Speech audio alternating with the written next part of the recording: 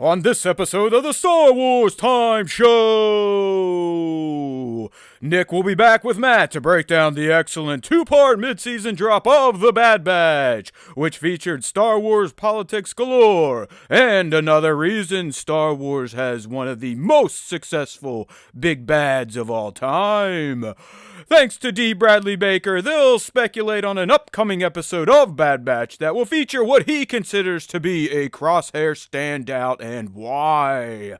They'll then switch gears to The Mandalorian Season 3's Empire Mag coverage and a little Andor S2 Set Leak action.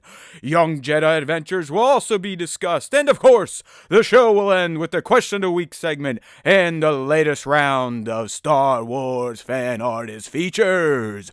Punch it, Chewie!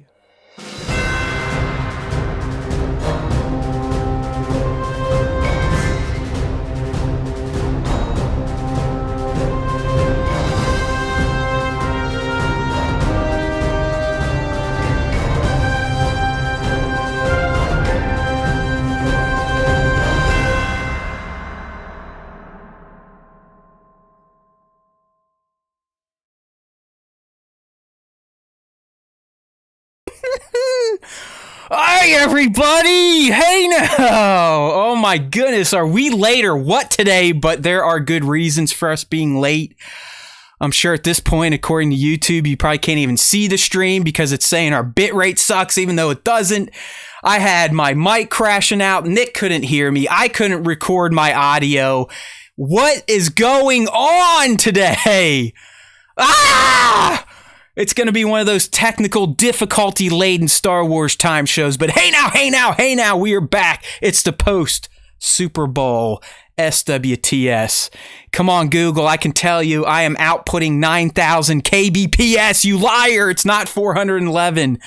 But oh well. Maybe you all can hear us at least. Who knows? It's just, like I said, it's going to be kind of one of those fucky type of tech days. Woo! Yay! Started off like that. We'll see where we go from here. Man. Like, I just, like, YouTube is still, Nick, you should see it. It's like, stop, your bitrate blows, everything sucks. I'm just going like, you know what? Too bad. We've already hit the go button.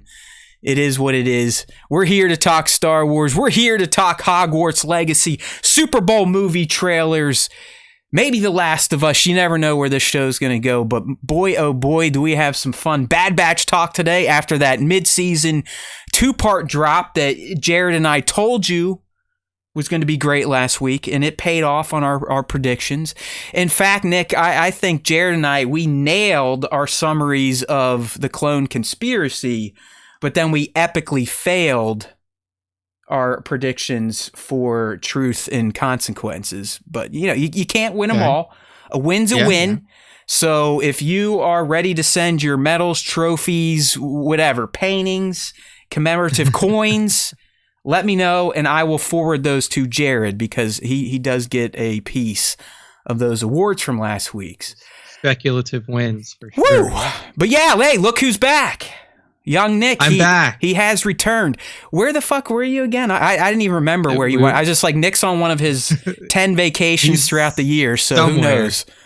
He's somewhere. Taylor and I went to Denver. We went to Denver for a short weekend, or a long weekend, I guess. Did you roll through any of the fun stores, or were you having some wholesome fun this week? We did. We stopped in. I mean, it was basically like we were only there for 4 days. So we went to a shop. First day we got there, picked some stuff up, and that just kind of lasted us through the trip. Yeah. And then after that, we just kind of meandered around the city. We met up with a couple of our friends, like our old neighbors who had moved from Austin to Denver. We hung out with them a couple of days when we were there. We went to an art exhibit. If you've ever heard of this exhibit called Meow Wolf, it's a very interesting and like trippy, fun type of thing. It's basically like they call it like an interdimensional, like, Holy convergence station. Do they sell mushrooms in Colorado yet, or has that not been approved? I think that I know it was on there. I know it was something they could vote on at one point in time. So they did pass it, but they don't sell them yet. It wasn't. So shit! Because this thing sounded Meow Wolf, aka the distant relative of Beowulf, actually sounds like some cybacillum would have helped with that. Yeah, no, for sure. I bet Denver. I've never been there, but I bet Denver has to be one of the most beautiful cities in all of America. Yeah. Right? Is that a true statement? Am I pulling shit out of my ass, or is that I've been close? there a couple times, and it's a very pretty city. When we were there this time around, like, we didn't catch any snow while we were there, but there was just like a windfall of snow that had just passed through. So there's still like snow on the streets, stuff like that. But it's the city just like wrapped with mountain faces? I mean, do you feel like you're in a valley almost, or are you on top of one of the mountains? No, so we weren't. Like, you can definitely see mountains from a lot of the areas that you'll stay. And it's like snow capped. Like, did you pass out at all? Peaks. Were you able to breathe? Like sometimes NFL players can't even play there because the air's so thin. It's funny because the first day we were there, like, we were walking around like where our hotel was, and we were just like walking to a restaurant that was close by to go get lunch, and we had to walk uphill for it, and both me and Taylor were like, oh my God. Are you okay? Can you breathe? I don't know if we can make it. give me a hit of that vape pen. But it does, like, if you're not used to the elevation, which of course I'm not. I've lived in Louisiana for 27 years. Yeah, I mean, this guy's like below sea level. He's like the fucking Swamp Thing. I mean, this guy was born in the bayou. I mean, his lungs are they're precious. They can't survive that thin air. Yeah. So it took for you guys needed some one wheels. Are you seeing one wheels out there? I feel like Denver would be a one wheel town. Although I guess this time of year you're probably not going to see many one wheels out and about. No, I don't know if it was because there was just a lot of like snow and ice still on the ground or what, but we didn't even really see. I mean, we saw the electric scooters like along the streets and stuff, but we didn't even really see anybody using them. And you guys aren't skiers or boarders, so you didn't hit any of the slopes. All right, got it. Got you. No, yeah, I mean, like, really, the only reason we went is because we found flights from Austin to Denver for $35 round trip. Yeah, why not? So, I mean, if so you're, we were like, you guys are what Heather and I used to be. You're dinks. I'm not being mean. You're dual income, no kids. So you might as well, right? I mean, are you close to the airports, or is it a bitch to like drive to the airport? Oh no, I mean, like, we're a 15-minute drive from the Austin airport. Whoa. So like, we were very close. Well, Nick, my Valentine just showed up here today. Here she is, the little one. Where'd you get that? Mom gave me 3 things. One of them is this. Ooh, well, Daddy has a special gift for you that I'll give you after the show, but I'll show everyone. Of course, it's themed Star Wars. Nice. And it may or may not be from the Enso family of products. I am now a VIP at this store because I've spent so much money on silicone from them. But we'll save this for after the show, right? Yeah. All right. Well, I love you. Happy Valentine's Day. Okay. Good to have you back. Come here. Okay, all right. Buddy. See you, bud. Okay. Sorry, Nick. We after what happened 2 weeks ago, we got to stop everything when the little lady gets home. You know what I mean? Nice. Yeah. You were here for that, right? Yeah. You were here for the break. Okay, good. She was very upset. Yeah. Well, I'm jealous. I mean, not that I really feel like getting on a plane ever again, but Denver would be a place to go. And I've got like one of my great friends lives out there. So it's like, my only excuse is I don't want to fuck with a plane. It's not, I'm scared or this or mass or that. Flying sucks. It's fucking miserable. Okay. There's no fun in flying unless I can somehow get my wife to get me a ferry flight on NetJets and ride a private jet by myself somewhere. Then I might consider it. But getting on a commercial flight, code was the best thing ever because it finally gave me like, all right, I've pushed this off long enough. Now I can just tell people I'm never flying again and they won't give me any shit. I hate the process of flying. I hate waiting in lines. I hate the people at the airport. I hate the TSA. I hate the people at the gate. I hate the people on my plane. I hate the entire experience. And then when it's all over, it's like, oh, thank God I'm here. And now I got 6 more days before I got to do it again and leave on a fucking thing. So, man, well, that's cool. It was a good time. I think you should definitely go. I'm not sure what the drive is from. I'm not one of those dickheads either, where it's like, oh, I'm just going to drive across the country because I want to fly. Like, let's just say I'm biding my time. I'm trying to go as long as possible without having to fly. All right. I'm not saying I'm never going to do it again, but don't put words into my wife's ears and shit. It's just like, oh yeah, let's go to the East Coast beach. We need to drive because we need chairs and coolers and stuff. You can't bring those on a plane. Like that's the rap I've been rolling with for the past 3 years. So I'm gonna keep at it.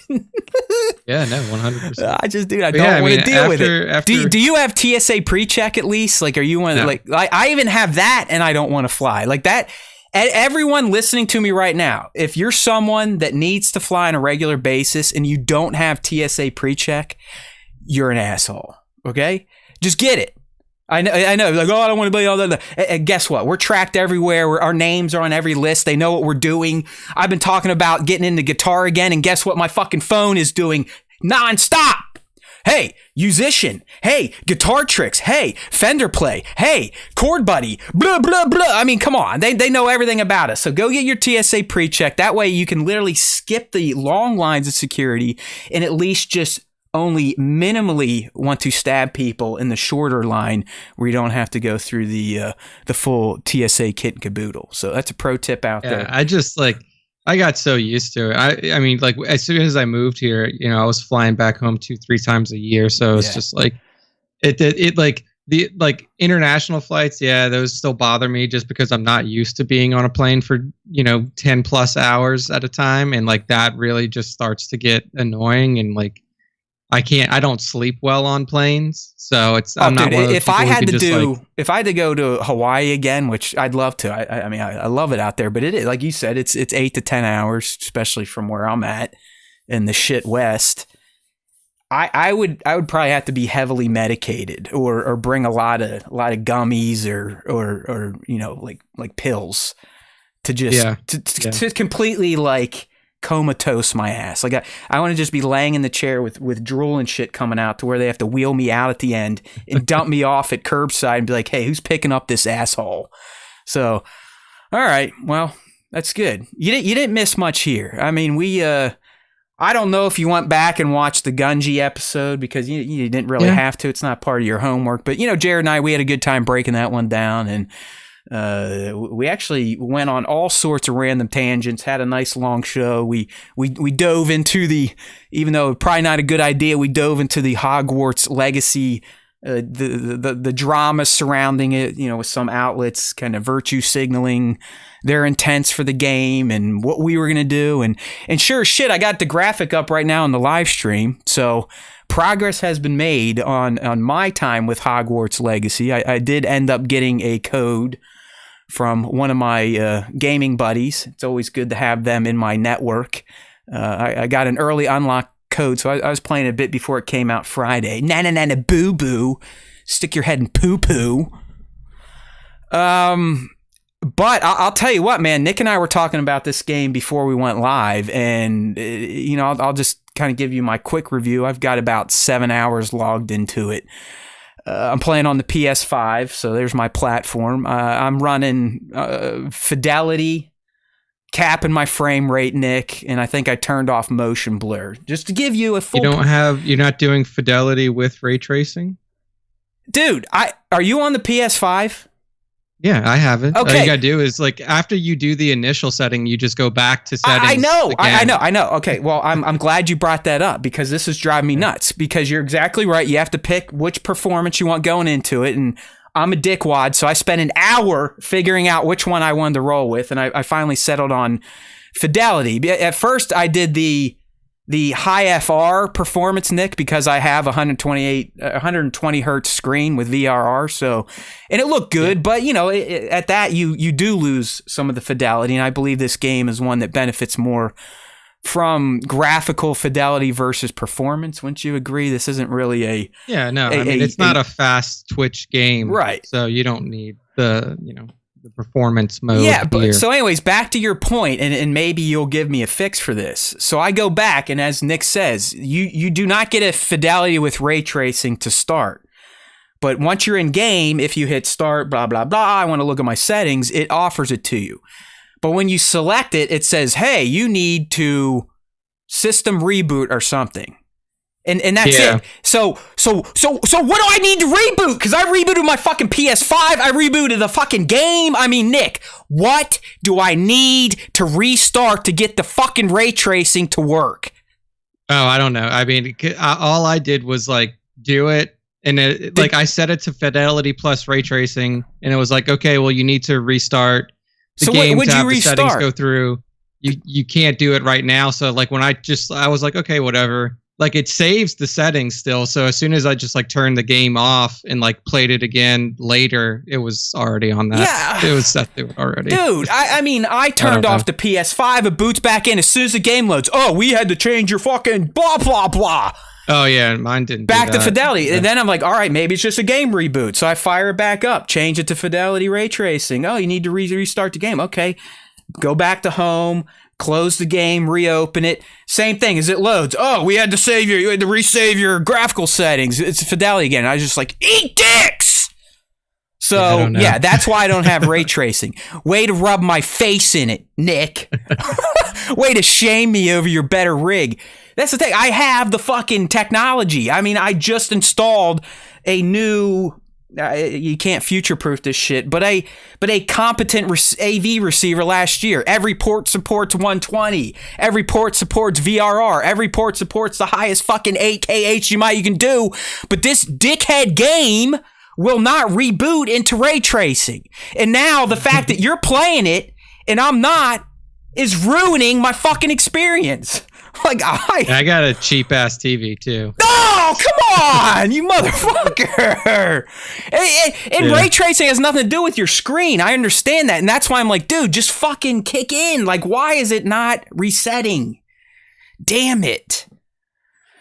Fuck! It's just today. I've got the black cloud of tech death this week, man, and it's starting with fucking Hogwarts Legacy performance settings. Somebody gave you a janky code because I got I have the physical disc edition, and I just got mine delivered. Look at you, oh, yeah. Mr. Disc. I still get PS5 discs every now and then. Yeah. But yeah, I mean, I got it yesterday. Played it for about 45 minutes last night. Played it for a little bit more later, and then. Basically what Matt and I were saying was this is the type of game where as soon as you start it and the world opens up to you, which does right. does after about 30 minutes, you can just get immediately lost in it. You don't have you don't even feel the need to do the main story quests or anything like that, because the way that it's built is so immersive, and they've done such a great job of just replicating and capturing that world, of Hogwarts and everything like that. What we were saying, man. I mean, if you have video game ADD, this game's going to be either the bane of your existence or you're going to love it, because there are some people, and I've become one of these people where I actually enjoy games where I don't feel like I just have to stick to the main quest. I like being able to putts, like Nick said, in Hogwarts Legacy, and he's not even at the part where the world map starts to open up. I mean, Hogwarts has a world map, but then it has subworlds within this map. Hogwarts being one subworld, Hogsmeade being the other. But Nick, once you go through maybe hour 2 of a main, They then start showing you, oh, you can visit all these fucking hamlets around Hogwarts, and the map just gets fucking huge. It's like, I need a broom because the map's big enough now that I'm not fucking running all over these places just to get the fast travel stuff. But here's the important thing about Hogwarts Legacy. Is it groundbreaking? Absolutely not. Does it look nice visually, and does it have that audio perfect Harry Potter movie soundtrack? 100%.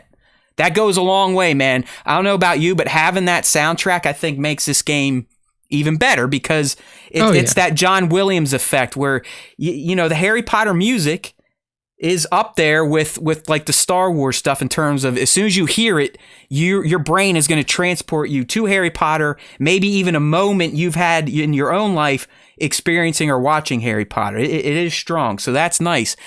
Gameplay, nothing you've ever seen before. Story, it's entertaining, but again, nothing you're gonna be like, and there's plot holes, this, that, and the other thing. I mean, it's set in the 1800s. It's well before even Fantastic Beasts. So I mean, we're talking way, way back. But you'll get, the Blacks are in there, the Weasleys you'll meet. You run in there's. I would imagine if you're a Harry Potter fan, like you're a Star Wars fan, this game is giving you the biggest boner you've had in a long time. And that kind of comes to the point Nick and I were discussing. It's like, this is what we want for Star Wars. Hogwarts Legacy, I'm telling you right now, just fucking reskin it and call it The Mandalorian. 10 out of 10. 10 out of 10. I'll buy a fucking $500 suck my dick edition.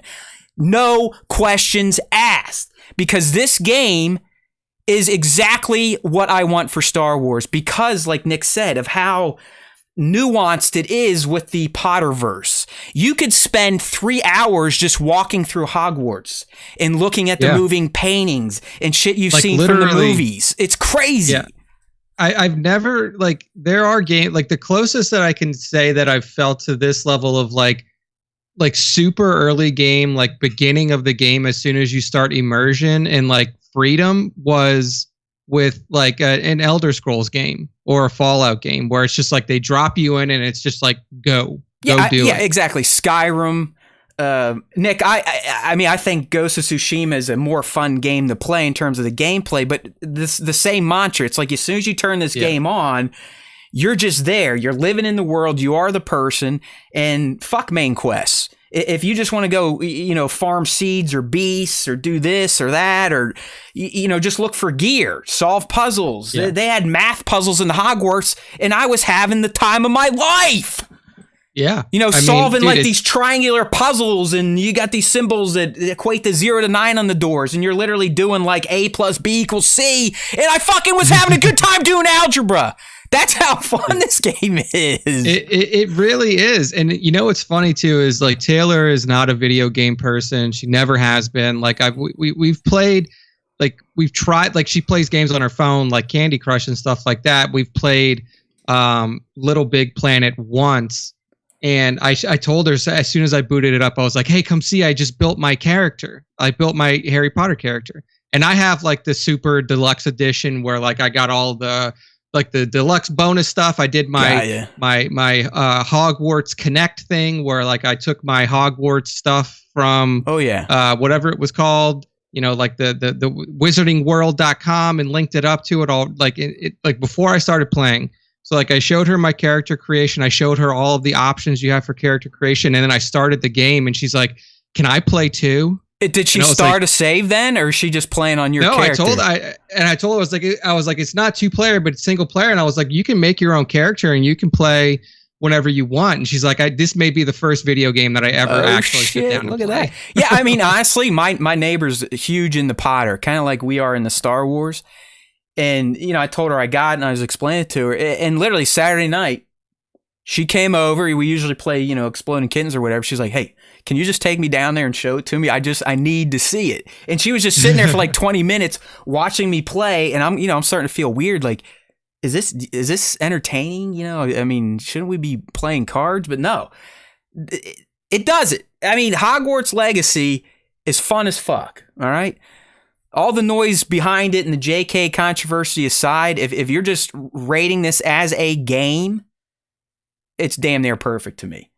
and it's got its issues, but for a game that I want to play and a game that is keeping me, someone who can barely play a game for longer than an hour before my brain starts going, okay, what's next? Nick, first time I booted it up, 4-hour session. I probably haven't done that since I was in my 20s, maybe early 30s. You know, there's a reason. The wife and kid, there was a, elementary school skating party, so dad was at home. He had time to kill. But I mean, it was one of those things. It's like, I'll stop. Fuck, it's 11:30 already. Shit. I've been playing this since 7 o'clock. And to try to loop this all the way back to Star Wars time, this is it, people. This is all we need. We don't need fucking Cal Kestis and new abilities and new combat styles. This is it. Call it whatever you want. Call it fucking Jedi Legacy. Call it Mando Legacy. Do it!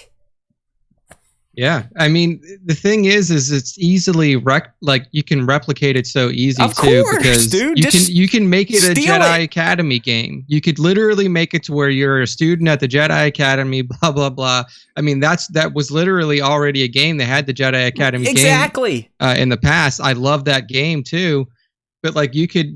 I mean, bro, think of this. Similar. Like, let's future think. Hell, let's not even recreate the past. Let's set a game during Luke's Jedi Academy. Yeah. Hey, there's an idea. Perfect. The whole fucking game world would be that planet where we see his temples being erected in the Book of Boba Fett and then burned down in the sequel trilogy. Think about that shit. Like Nick is 100% correct. Just, hey, your main one of your subworlds is Luke's fucking stone temples. Then you got the big world to explore. Go hang out with those robot construction bots. Go jump in the same river that Grogu was at. I mean, come on, how hard is it? Pay us! Pay me now! We just fucking pitched it. Let's go. Whew! All right. I mean, we'll see. We'll see what happens. But dude, we're not going to get a Star Wars game like this. We're not. No, of course not. The Star Wars video game world to me is dead until proven otherwise. I'm glad that Jedi Survivor is coming out soon. And I'm glad that the exclusivity license with EA has now ended. But until I see a game that comes out that's like to the level of some of these other games out here for franchises like Hogwarts Legacy or like Elder Scrolls or something like that, then I'm just I'm a non-believer in Star Wars. Yeah, dude. Games I mean, let's be real. I've read that if you just grind, you can finish Hogwarts in about 32 hours, like the main story. At the rate, that's not bad if you like grind. That's fantastic. At the rate I'm going, dude, mine's going to be like 70 hours unless I start getting bored and want to progress things. But, shit, what the hell was I going to talk about? Oh, well. Oh, my only worry is... Okay, here it is. Let's say you're not done with Hogwarts by the time Survivor comes out. Do you start playing Survivor, or do you let it sit till you finish Hogwarts? I mean, here's the thing is I don't finish any games anymore. Like I didn't even finish fucking Crisis Core, and that game apparently only takes 20 hours, and I know I'm at the end. Okay, so you're a dabbler. You like to play. I'll play and then I'll put it down when I get bored. And that's what I'm worried about with this game is that like I'm gonna get so pulled into the side stuff, right? And not pay attention to the main story quest that I won't finish it, even though I truly enjoy it. It is a thing these days, but And this comes from my gaming media days where it's like I was the dickhead that is like, I'm gonna fucking beat the game. That way I'll know everything that a player could come across. So I would kill myself. You gotta finish games. And I still have that a bit. Like I got this game early last week, Nick, but I still had a mission or two left on Marvel Midnight Suns, and I was like, no. You have to beat Midnight Suns before you start this. And I'm glad I did, because just like you, if I would have started this without beating Midnight Suns, there's no fucking way I'm going back to Midnight Suns at this point. No, yeah, no. Like I'm not touching any other games until probably Survivor comes out now, because Hogwarts has me enthralled that much so far. I mean, I pitter out of shit pretty quick these days in my old age. I might make it a month or two, but you never know. I mean, I played Midnight Suns since November, and I played it every weekend and enjoyed it. So I'm wondering, if I'm not done with this when Survivor comes out, will I be able to make that hard break? Who knows? Yeah. I mean, I probably like, yeah, I just empty don't care. plate syndrome. I like that. That's like that's the big thing for me is like, I just don't care. Like I need that. Like, yeah, I wish I had like, that. I need more don't care, man. I need that. Like, I know that Jedi Survivor is something that we'll probably talk about on the show. And it'll probably be just like when you talk about Last of Us, because I'm not caught up. Because like that game has very little interest to me until I start to see stuff that like really. You think I'm the one that's kind of shit all over it since Fallen Order came out. I'm really not on the edge of my seat. I'm not like you. I'm kind of like, okay, I'm a Star Wars guy. I got a dumbass podcast. I might as well play it, but it's not like I have an excitement for it. If I knew it was going to be like Hogwarts Legacy, then yeah, I'd be sitting here like, come on, is it April yet? You know, because it's delayed now. So, oh well. So there you go, Hogwarts Legacy. If you're on the fence and you're not concerned with all the noise behind it, whether you believe in it or not, in terms of a game, it's fucking aces in my opinion. So there we go. Very well made. They did a fantastic job of like seriously in like immersing you in that world from the moment you start. I just Nick, I couldn't imagine if I was a Potter fanboy like I am Star Wars. I think I would just stare at a room in Hogwarts for probably 2 hours a day.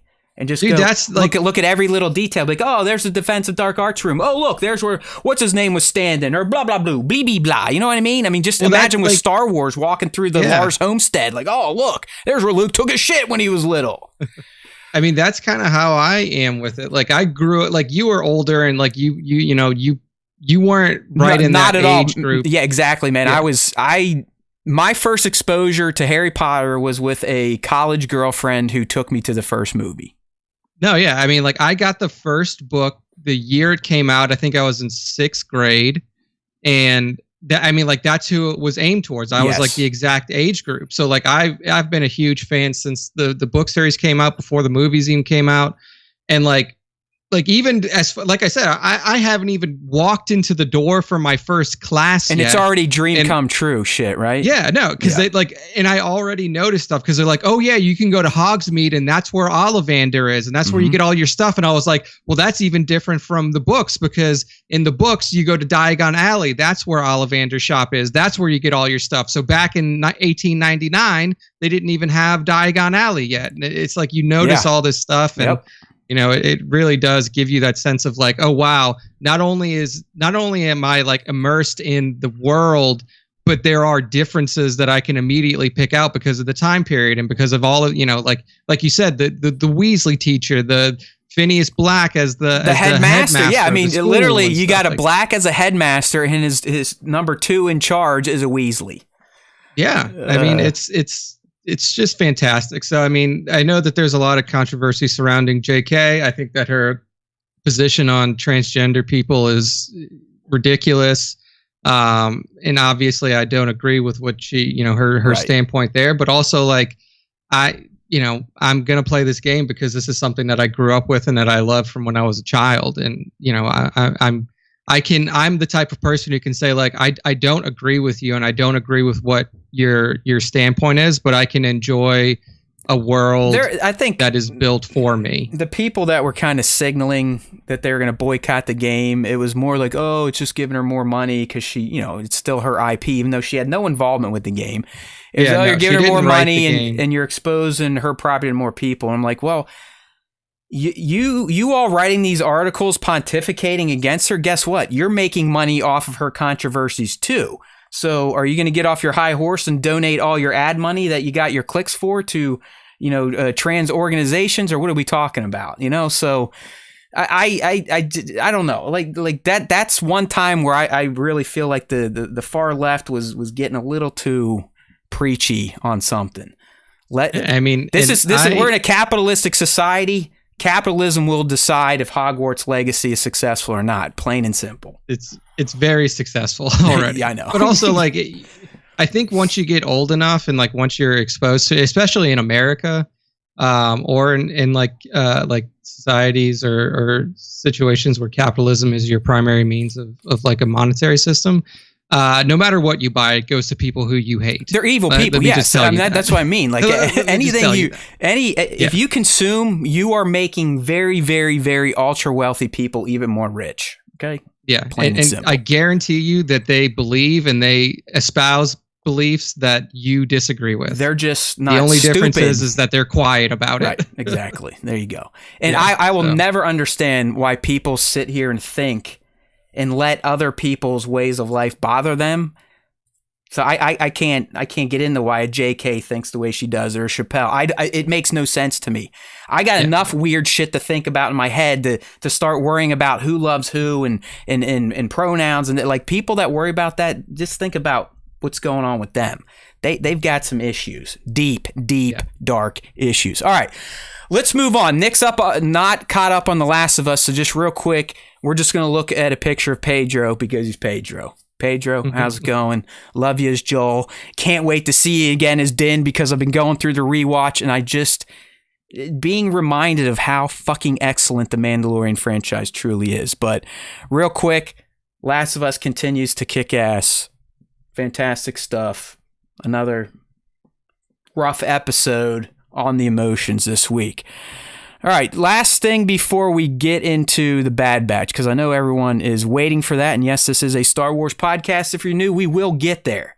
Let's do it. All right, there is time for Star Wars time, just not yet. Yeah, not yet. So the last little pop culture thing. I mean, come on, it was Super Bowl week. That's a huge pop culture thing across the world, even more so in America. And we got some trailers for shit that geeks are into. And trust me, we're not going to spend a lot of time on this. I just want to see what Nick thought of a few trailers because I was blown away by one, completely surprised and blown away by one, thoroughly entertained at the cheese in another, and almost brought to tears by the final. So the trailers I'm talking about that aired during the big game, and really the one that just completely caught me by surprise and makes me feel kind of funny when you think about all the shit behind the scenes, is The Flash. All right. So if you're not up on this, Ezra Miller has got some fucking mental problems. Apparently he's getting help now, so good for them and all that fun stuff. But really for the past year and a half, 2 years, he has been a terror in society. I mean, breaking into people's shit, punching women on the street, just not starting a good cults. Starting cults, just not a good guy. But WB stuck behind him. Then you had the thing, oh, hey, we're canceling Batgirl, and it had a female person of color lead, but we're going to keep Ezra Miller because why not? So there you go. Like the Flash movie has been steeped in controversy for years. I mean, this movie's been in production for 5 or 6 years. Controversy for at least the last 2.5. Then when you couple in, Nick, the whole idea that James Gunn and Safran have come in to restart DC, the DCEU's going away and it's turning into the DCU. So you're wondering, like, well, then why are we still doing this Flash shit? The guy's a scumbag, cancel it. No, it's still coming out. James Gunn last week's like, listen, I've seen the Flash. It's fucking amazing, and we need it because that's what we're using to reset the DC universe, essentially is what he's saying. And I'm still like, whatever. Right, Nick? I mean, come on. The DCEU, what do we had to lean on and be like, okay, next movie's going to be excellent. They don't have that track record. So probably like me, you're like, oh, Flash trailer, who cares? It can't be anything that special. But I'll be the first one to admit when I'm wrong. When I watched the Flash trailer during the Super Bowl, I was like, holy shit. These people look like, at least on paper, look like they have a fucking banger on their hands. I mean, I'm talking Ben Affleck, Michael Keaton, the whole timeline thing. Nolan influenced Batman's in there. Snyder influenced Batman and Superman's in there. It looks absolutely intriguing, shitty star or not. Kind of the same thing what we're talking about with Hogwarts Legacy. So after watching this trailer, I was like, my God, Gunn he's probably not lying. This may be their swan song of the DCEU, may be the thing. But I told Nick, I was like, Nick, you got to check it out. So how did you process this trailer? No, I thought it was great. I can see. I mean, I can see why Gunn said that this is the movie that's gonna like reset the DCU. I mean, obviously, it's Flashpoint-ish type of situation. Yep. It's also very similar to like if you've watched the Flash show on what is it called? CW now. CW. Yeah, CW. There's a lot of very similar things from the show that you also see in the trailer. So I was a huge fan of that show for a while. I obviously haven't watched it in a bit, but I thought it was fantastic. Keaton coming back as Batman. I want to see what kind of role that he plays. You know, got Affleck back as Batman too. You got a lot of characters. You got Supergirl coming in. A lot of a dark-haired Supergirl at that. Yeah. So not like Melissa Benoist's Supergirl from CW. So yeah, I mean, it seems interesting. It seems like probably like from the trailer alone, it seems like the best DC movie that they've ever made. Yeah. Not even close. I mean, you can say what you want about first Wonder Woman or Aquaman. Those are really, in my mind, the only two contenders for like the top DC spot. I would throw Man of Steel in that group too. Yeah, Man of Steel was pretty decent. I just hate Superman. I think Superman's a shitty character. I love Nick. Young Nick. Fuck Superman. He's like one of the only people on the planet. I love it. That's a great take, though. Fuck him. No. Fuck like him. Superman is like the way that, especially the way that they write Superman. Superman is an uninteresting character. So I don't really care about his films, and I don't care if they use him in the DC universe moving forward or not. Oh, he's the first movie, so there you go. Right. But yeah, I mean, like I really do think that that the Flash is probably going to be the best DC movie up to this point. It looks we'll see what happens. So entertaining, and if they do it right, it really is going to be a fantastic swan song setting up the Gunverse at this point. And let's be real, like they're definitely crazy. I'm glad they're getting help, but Ezra Miller is a good actor too. And he I think he plays the Flash well. He's played the Flash well in Justice League, and I think just Justice League at this point is all he ended up. Yeah, I think that was it. Justice making it in. So I don't know. I was quite surprised by that. So kudos to the Flash team, I guess, for keeping that thing afloat amongst all the controversies, and then shame on the brass for allowing that shit to go on as long as it did before they gave him an ultimatum. But it is looking good, and I think it was that drop in May or something like that, or this summer. But yeah, I think it's May 5th. I think it's 5/5. Okay. Well, no, that's Guardians for sure. Unless Guardians and Flash are fighting, which would be interesting. I don't know why you want to pick that fight, because I think Guardians is going to win just by default. But yeah, DC shouldn't do that. Next one, and Nick, I didn't tell you to watch this one because I forgot it aired, and we're not going to spend a ton of time on it. But Fast X. Thank God for family. Okay. Thank God for family. I can't wait. I've heard that Fast X is a 2-parter, so it means this isn't even the end. It's I love it, dude. Fast 9 was legitimately one of the worst movies I've ever seen in my life. Hey, you can't call a movie bad if they get a Fiero into space. I mean, come on, man. They were driving a Fiero and turned themselves into minions. Exactly why I could call it come on. Like, how are they going to top that in Fast X? How do you top launching a shitty, like, late 80s, 90s car into space? How do you do it? And you know they're going to do it, though. You know they're going to do it. You know, they're going to invent, like, time travel or something and fucking send a car, like a Chevy Nova is going to turn into the DeLorean somehow. And they're going to go back and they're going to save Paul Walker. And CG Paul Walker. Whatever his name is in the CG Paul Walker on his brother's body. Yeah. What's his name in the franchise? I can't remember now. Shithead. I don't know. The guy, surfer guy. Brian. Yeah, Brian, my family. You know what though? Like I'm shitting on. I fucking love Fast and Furious because of how stupid it is. It started off legit, like in movie 1 and maybe movie 2, but after that, it gets crazier and crazier. I will like Fast 5. I enjoyed. After Fast 5, things got screwed. Once The Rock showed up, things starting to get bigger and bolder. But I will say, it doesn't look like it looks like he's stuck to his guns and he's done with that shit. Because even Statham was in that trailer. So The Rock's not coming back to that.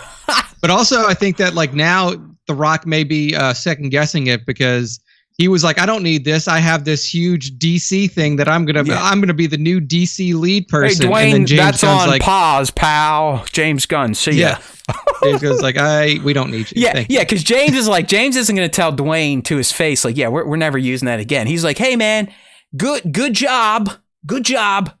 But maybe not during this first phase, okay? Sound good? All right. Yeah, We'll see you later. Maybe in 10 years. We'll see you later. Yeah. All right. So the other one I'm going to talk about, because we've seen the 65 trailer. I'm jacked for that. I mean, Adam Driver fighting dinosaurs with laser guns. Win. Scream 6. I'm all about. Why not? That's another fun franchise that's been off the rails, but still entertaining. But the other one I wanted to talk about, Indy looked good. Creed 3 looked great. Here we go. Guardians of the Galaxy 3.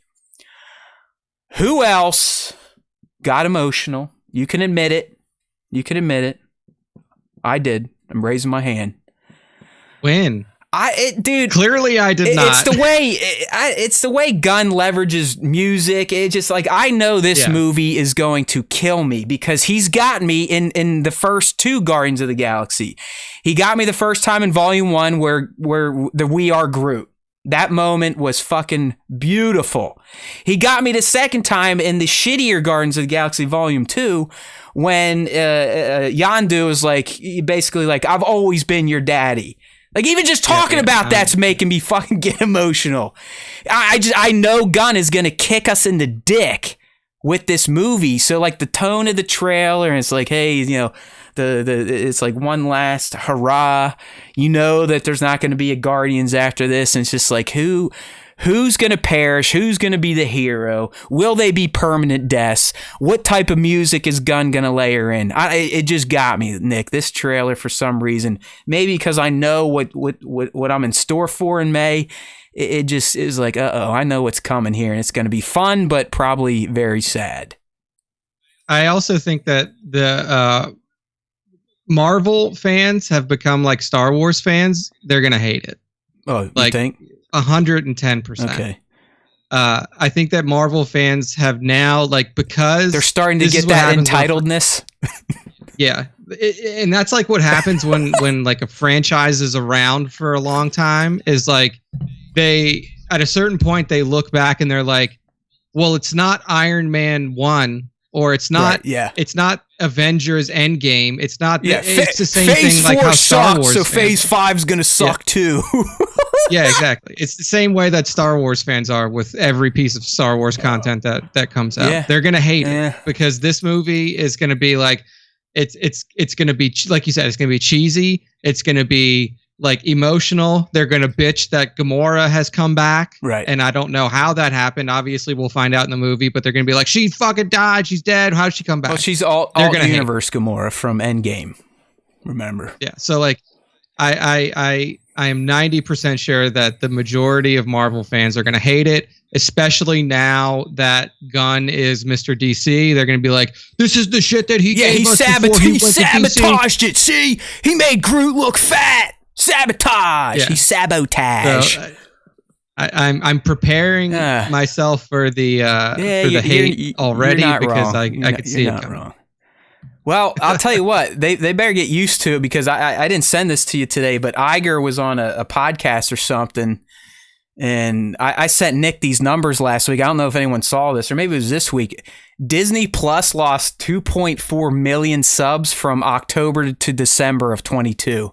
They essentially had their Netflix watershed moment at the end of 2022. And you know, Nick's been talking about, we talked about when they brought Bob back, Disney Plus is eating away the profits of Disney as a whole.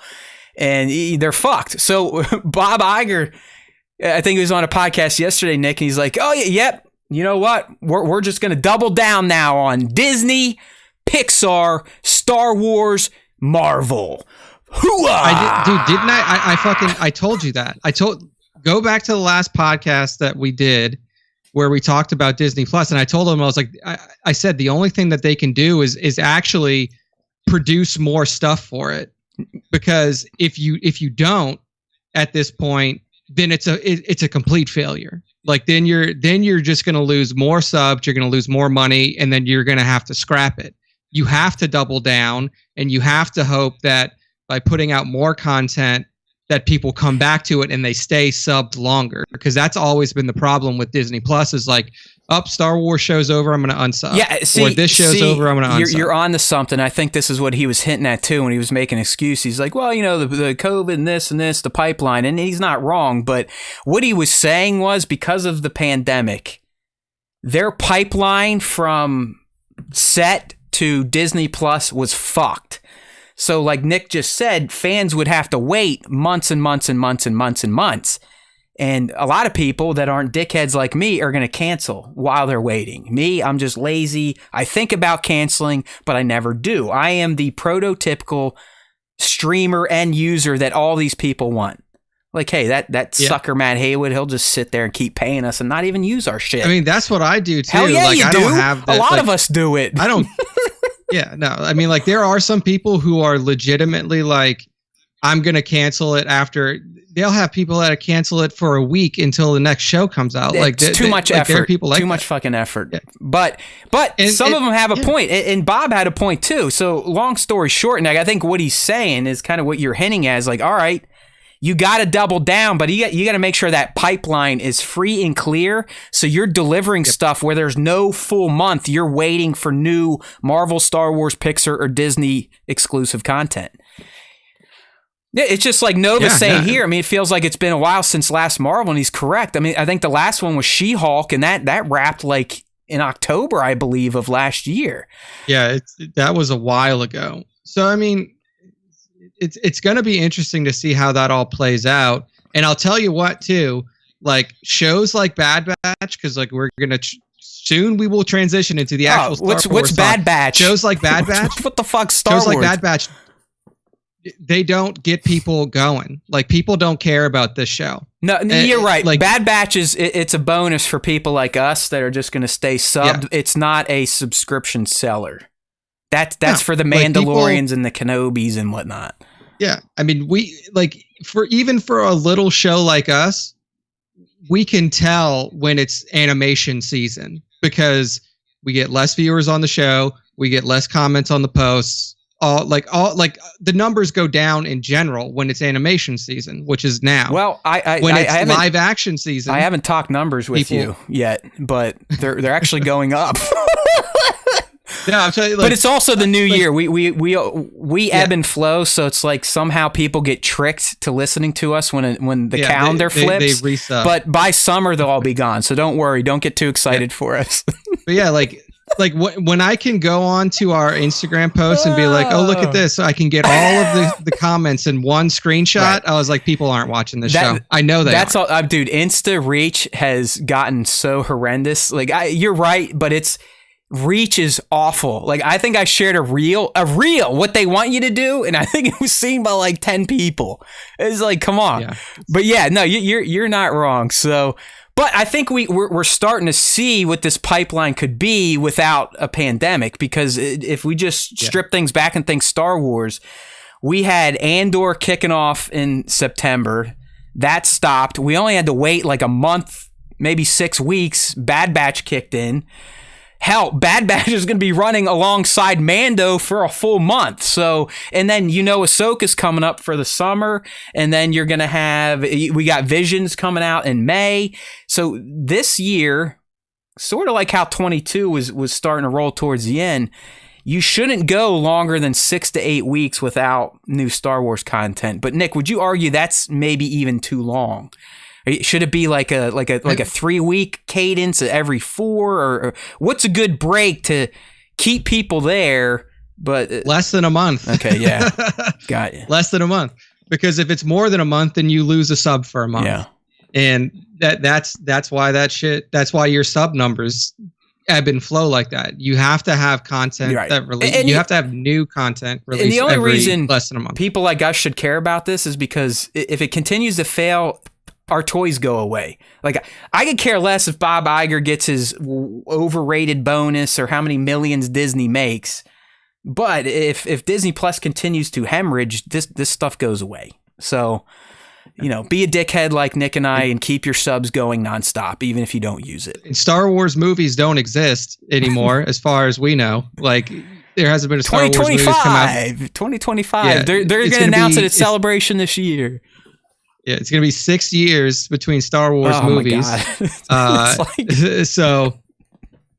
What if Disney just and sells it again? There's like, fuck it. Now we know why George got rid of it. Get the fuck out of here. Yeah, I mean, we'll see.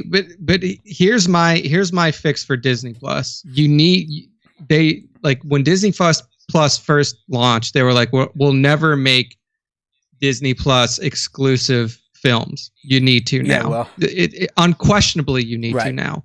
Because people are more interested in films for Star Wars than they are for TV. Everybody knows that, especially when it comes to big franchises like Marvel, like Star Wars.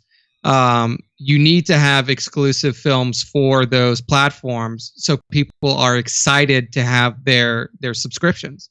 Because if you tell them like, hey, we're going to do a whole trilogy of Star Wars movies that are only on Disney Plus, you bet your ass that people who have never subbed to Disney Plus before will sub.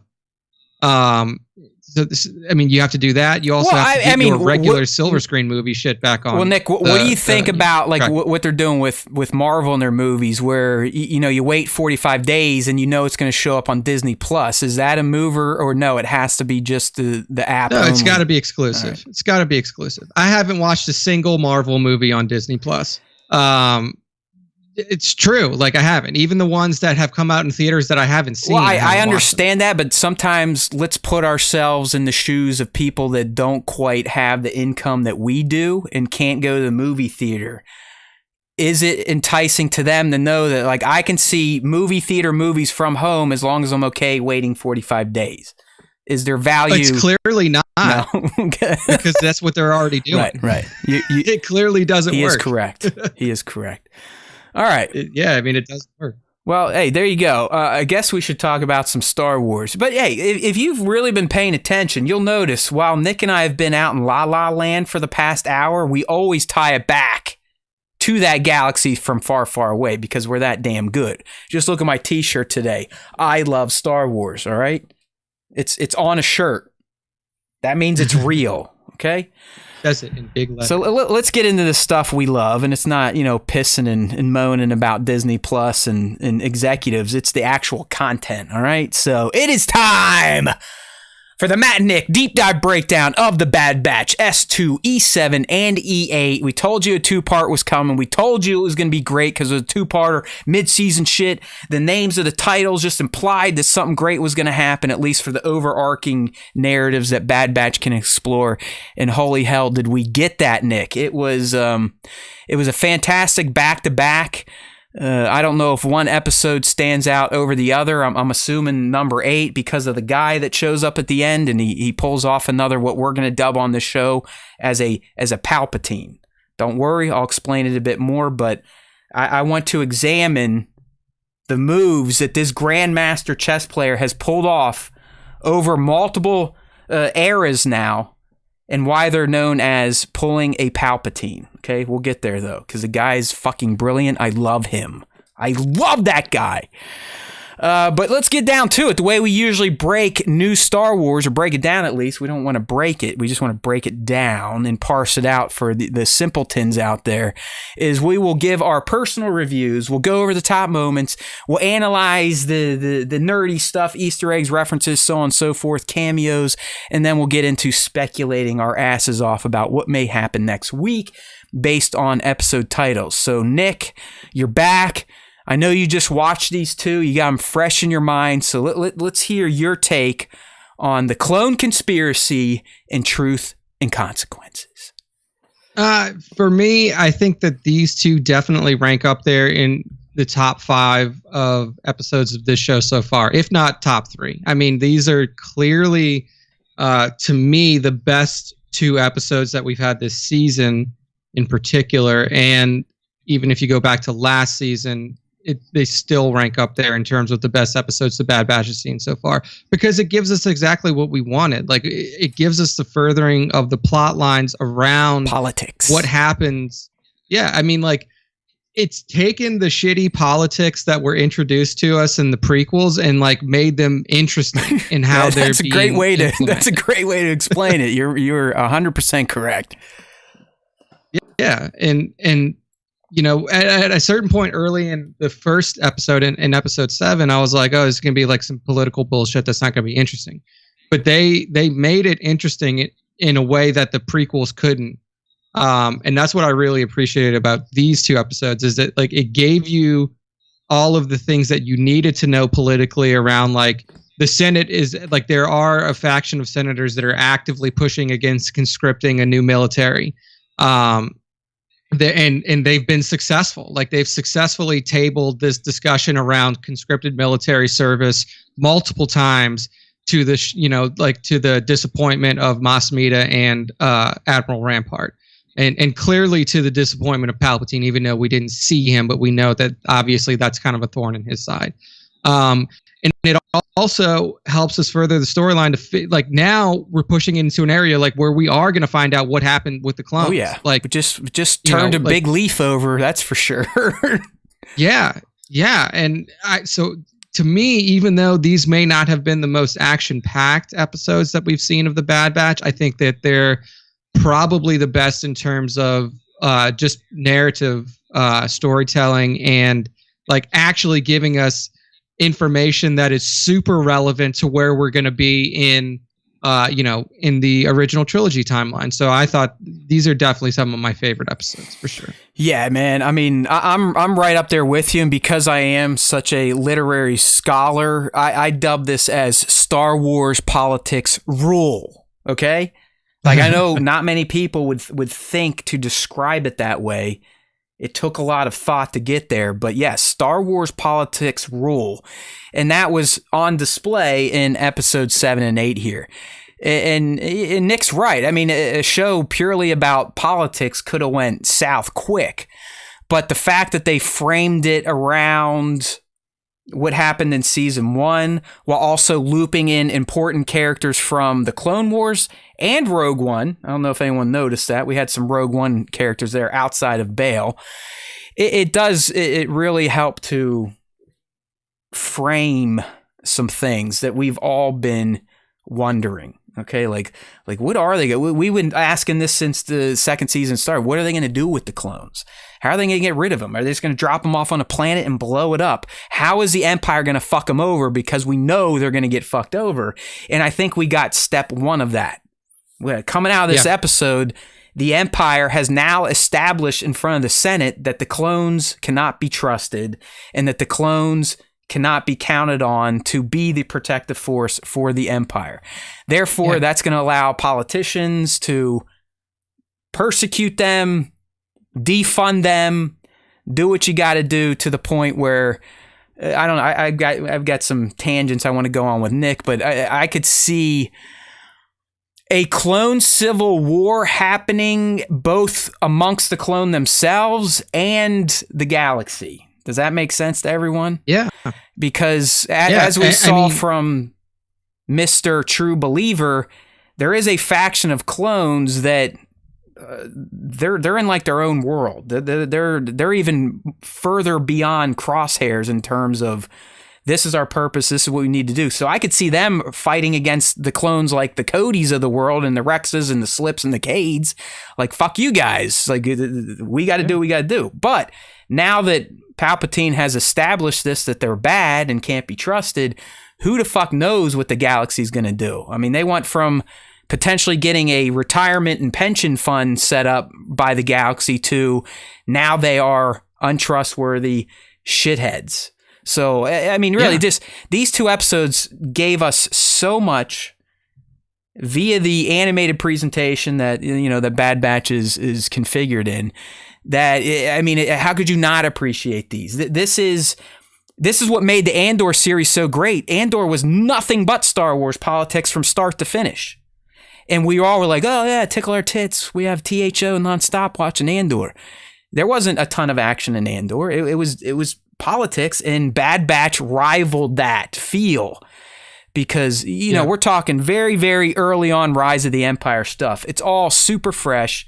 None of us, even dorks like myself, have no clue what really was going on at this time period. So when we get a back-to-back banger showing another Palpatine and getting some answers about where the clones at large are going to end up, fantastic stuff. And plus the way episode 8 ended, my God, we'll talk about that, but that's another one that almost floored me. Fantastic. I mean, I think the biggest surprise to me was Senator Chuchi, not only as a character, but like, I didn't even think that there would be senators out there, or a contingent, like much less a contingent of senators out there that are like, hey, we need to like take care of these clones. Like these aren't just like disposable war machines. These are people. These are, you know, they're our living protectors. things. They're fucking living things. I mean, like out of everything that we had like discussed leading up to Bad Batch season 2 and everything like that, we never talked about like senators lobbying for protections and lobbying for pension funds and stuff like that for the clones. And I thought that was a super interesting turn to take, because in my mind they were always looked at as like this unwanted force that was, you know, great during the time of the Civil War between the Separatists and the Galactic Republic, but then after that it was just like, dude, what's the point? You just sparked a great thought.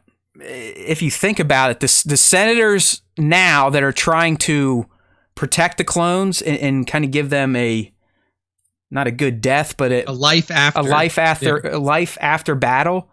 These would have been the people that were against the creation of the clone army in the first place. If they would have had a choice. Right. Yeah. Definitely. I mean, it wasn't for emergency powers nonsense. I mean, the Bail Organas, the Chuchis, the Pamlos of the Senate would have been against the creation of the clone army. But that just speaks to their character. So these, 3 or 4 years later, hey, they had no say. The army got created, but now they're the ones that actually care about it, and care about it more than just, as Nick said, a war asset. So it does. It speaks to the character of these senators, and it should surprise no one that they do go on to be the first council of the Rebel Alliance. So, I mean, that's what I mean. Just seeing that stuff, seeing where those seeds are planted. It was brilliant that they had Pamlo be one of the outspoken voices. That's chef's kiss shit. Because you're like, okay, she makes it to Rogue One. She was clearly against the Empire's desires way back then, so it makes sense that she's at that table. And that's the type of stuff that I love. But also, Nick, the fact that they chose Ryo Chuchi to be kind of the lead, and she played a major role in the Clone Wars. I'm talking, she was in probably 8 or more episodes. She interfaced with Ahsoka. She interfaced with Rex. So all those tie-ins, that's where we get what I love the most about Star Wars, those through lines through the eras. I love that shit. I mean, there's a reason she instantly knew who her rescuer was, is because her and Rex had mixed back in the Clone Wars. I dig that shit. So fantastic stuff in both episodes, and we'll talk about the top moments coming up here next, because there was I had 5. I'm sure maybe Nick has a few that stood out. Let's go to the comments here. If you do want to join in with the live stream, 2:30 p. East on YouTube at Star Wars Time Show. We got Stormtrooper Barney showing up. I like this. He says it makes that Kenobi scene with the homeless clone so much sadder. That's a good point, because now we see why was he a homeless bum? Well, because the Empire essentially is going to defund the clones, and for all we know, by next episode they could be shutting down that clone base on Coruscant already. Palpatine got the green light from the Senate to do whatever the fuck he wants essentially with the clones now, because they're being replaced by the Imperial Stormtrooper. Love that guy. Mm-hmm. So yeah, I mean that's good stuff there. Are the clones just gonna become vagabonds? They very may well. I mean, that could be their fate at this point in time. I still think there's going to be a larger aggressive act against them in terms of like literally just vaporizing their asses. But we'll see. We'll see. All right. Blah blah blah blah. Here we go. Top moments. Getting into I guess we'll start with episode 7 naturally there.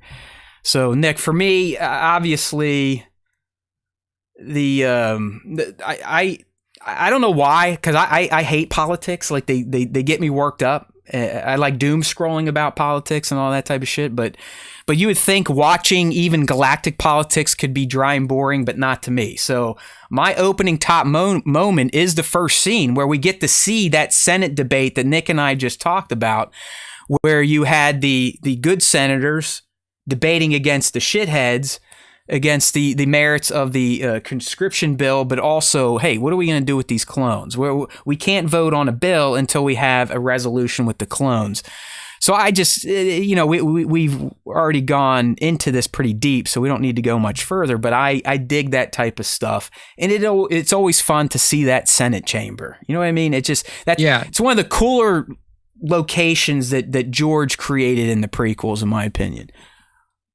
Yeah, I mean, it's every time you see it now too, especially like post episode 3, you just like, to me, every time I see it, it's like you just think of that fight again with Palpatine and Yoda. Yeah, essentially being like used as, the Senate seats being used their battle arena, as, like, yeah, as weapons against Yoda. But yeah, I mean, it's such like an iconic location from the prequel trilogy that like still translates so well, but now you look at it as almost like a sinister place, because you know that everything that's happening there is completely just the machinations of Palpatine, regardless of how many senators are against him. I mean, that's a fantastic point, and we'll get to this when we go through our history of Palpatines being pulled. But if you think about it, Nick, you just reminded me, he pulls almost all of his Palpatines on the Senate floor.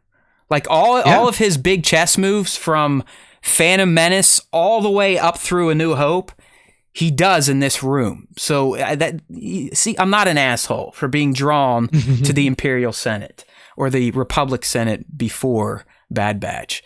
I dig it. And like I said, Star Wars politics rule. I could sit there and listen to these aliens and humanoids debate Star Wars galactic issues during this time frame for 3 hours straight, because that's the type of stuff I want to know.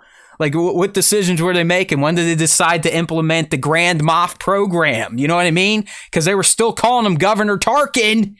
Yeah, I was going to say, like, are we going to see, like, it's going to be super interesting to see, like, where are we going to see the dissolution of the Senate? Well, that's literally right. That would be like right before Andor timeline. 4. Yeah, that would be Andor timeline. But that, Nick, is a Palpatine we will be talking about, the dissolution of the Senate. The guy is a Grand Master. Fucking, what's his name? Magnus ain't got shit. Magnus Carlsen. Ain't got shit on Emperor Palpatine, a.k.a. the Sheevster. Yeah. Okay, next top moment from episode 7 here. The hunt, right at the end, where as a spectator, you're like, man, Chuchi, you're crazy, you're fucked. It's like, they take out, was it Slip or Cade, and that at first you don't know. I mean, did you think that was Crosshair initially, the sniper when they killed? Yeah, when he killed Cade, like right in at the very start, beginning, I was like, right at the start, I was like, okay, that's Crosshair for sure. But then when they showed I knew it wasn't him when they showed the downscope view, because I was like, I'm pretty sure we've seen Crosshair's downscope view before, and it doesn't look like that. And then he meets with Rampart, and you're like, yeah, Crosshair would take his helmet off and all that shit. So yeah, no, and then also Rampart fucking hates Crosshair. Right. Like Rampart and Crosshair do not get along. I think he can't trust him ultimately. Yeah, but Nick, I like the whole hunt. I like the way it was filmed. I like the the night setting, the smokiness to it, and obviously the Rex through the haze save was a great moment there. Chuchi realizing who it was. As I said, they had that connection from the Clone Wars. I believe Chuchi it was like an arc with Ahsoka, if I'm not mistaken. I think that's where she was kind of brought in back in the Clone Wars. But, that was one of the... You had some action at the beginning of the episode, then you had the action to bookend it there at the end. So that was my second top moment for episode 7. Most of the moments that really popped for me, Nick, came in episode 8. So let's change gears over there. And the first one, and I think we might have got a comment on this, but I loved the data retrieval mission. For some reason, when Clone Force 99 links in with Rex, their missions just become more fun because Rex, he's still a reg, doesn't regularly operate with them, so he's always, to me, it's like he's with the special team, the Navy SEALs.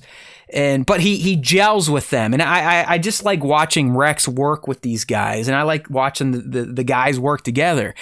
And I think my favorite part is, again, these dudes, they make grand exits almost any time shit hits the fan. And this week, I just absolutely love Wrecker's exit strategy was to launch a Star Destroyer off its moorings into the shipyard so they could get out. I don't know. It was cool. I mean, another dark action setting. I like these dark action scenes we're getting in Bad Batch because they give you those nice contrasts with the laser bolts and the ship lights and whatnot. So I was a big fan of the data retrieval mission in episode 8. Moving on, of course. And I just watched this again last night with the little one. But how great was the arrival of Amida and Palpatine? It's like they're all arguing. Chuchi has that big moment. They get the tape playing. And then literally an alarm goes off. And everyone's like, oh, fuck. And I instantly, the first time I was watching, it's like, oh, shit, here he comes. Because if you listen closely, Bail name drops Palpatine at during that opening debate in episode 7, and right there is like, okay, that's he's coming. When Bail's like, hey, well, what does the fucking Emperor think of this bill? It'd be nice to see him show up every once in a while. And I was like, okay, but he shows up in 8. But it was the entrance. The entrance was everything. It was like, and then he raises out. And then Amida goes into his spin bullshit immediately, like, oh, shit seems Chuchi has exposed Rampart after all. I loved it because the thing is like, as a longtime Star Wars fan, like, that they lose. Like, the Senate loses. That they can't win. It's impossible. They can't win. So, like, when I'm like sitting there watching it, I'm like, is this like a false tape? Is this tape not what they think it is? And then when the tape comes on, I was like, oh wow, so it's a real tape. So they're gonna scapegoat Rampart then, right? That's what's gonna happen. It was just so fun to see like that 2-minute sequence play out where it's like they get the tape, they play the tape, Palpatine comes up, and then, like you said, like you've been hinting at this whole time, he pulls the Palpatine in the middle of everybody. It's beautiful. And you're like, oh, man. It's awesome, man. Yeah, it's just just Rampart. Watch out! Here comes the fucking bus, pal. You just crossed paths with the Palpatine. You couldn't get your shit done, so you got Palpatine, bitch. And it's just like, that's the guy. And I loved at the end that all the good guys realized that they got played because that's also a part of a Palpatine. He will make the good guys feel in the end like shit. We just did it for him. Everything he's done, he makes the good guys do for him. He is the man. There is no greater supervillain out there. No one actually pulls off their plan the way he does. Half of them don't even get step 1 of their plan done before the good guys foil it. This motherfucker gets the good guys to do it for him. 10 steps down the line. I mean, I would too, Nick. I was like, how are they going to fucking spin this? I really was wondering, like, what are they going to do? Are they just going to, lock Rampart up and be like, oh, sorry, everyone, you were right. We were wrong. We'll pay for the clones. No. Palpatine's got that one little thing, and it convinces everyone. He's like, well, Rampart's a motherfucker, but I must say, I question those clone cunts that followed his orders blindly. That gives me pause. Maybe we should consider this bill. Essentially, like, wink, wink. You guys get the picture now. These clones are blowing up civilizations. We can't trust them. You never know. We could get another rogue admiral that says blow up Coruscant. So we need stormtroopers. Just brilliant. And I don't think, I don't care how good of a fan you are.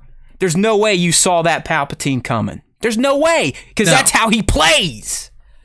Because that's like exactly what I was thinking. I was like, oh man, maybe they just like eat a loss here. Yeah. Like they're like, oh well, they got us. Yeah, Rampart gets punished. Shame on us. We'll try the next scam. Nope. They make it work for them. Got him. And I mean, it's just, again, like, I don't know if it was, the writers or whatever, but like they took the exact political stuff that was going on in the prequels and they made it interesting and they made it engaging and they made it something that was like we just said, like, holy shit, we didn't see that coming. Like, that was a surprise. Whereas like all of the stuff in the prequels was just like, there's a trade blockade in front of this planet. And we don't even know what that means. Like, what, can they not get food? It's a whole fucking planet. Right. What's this one ship with a ball going to stop, really?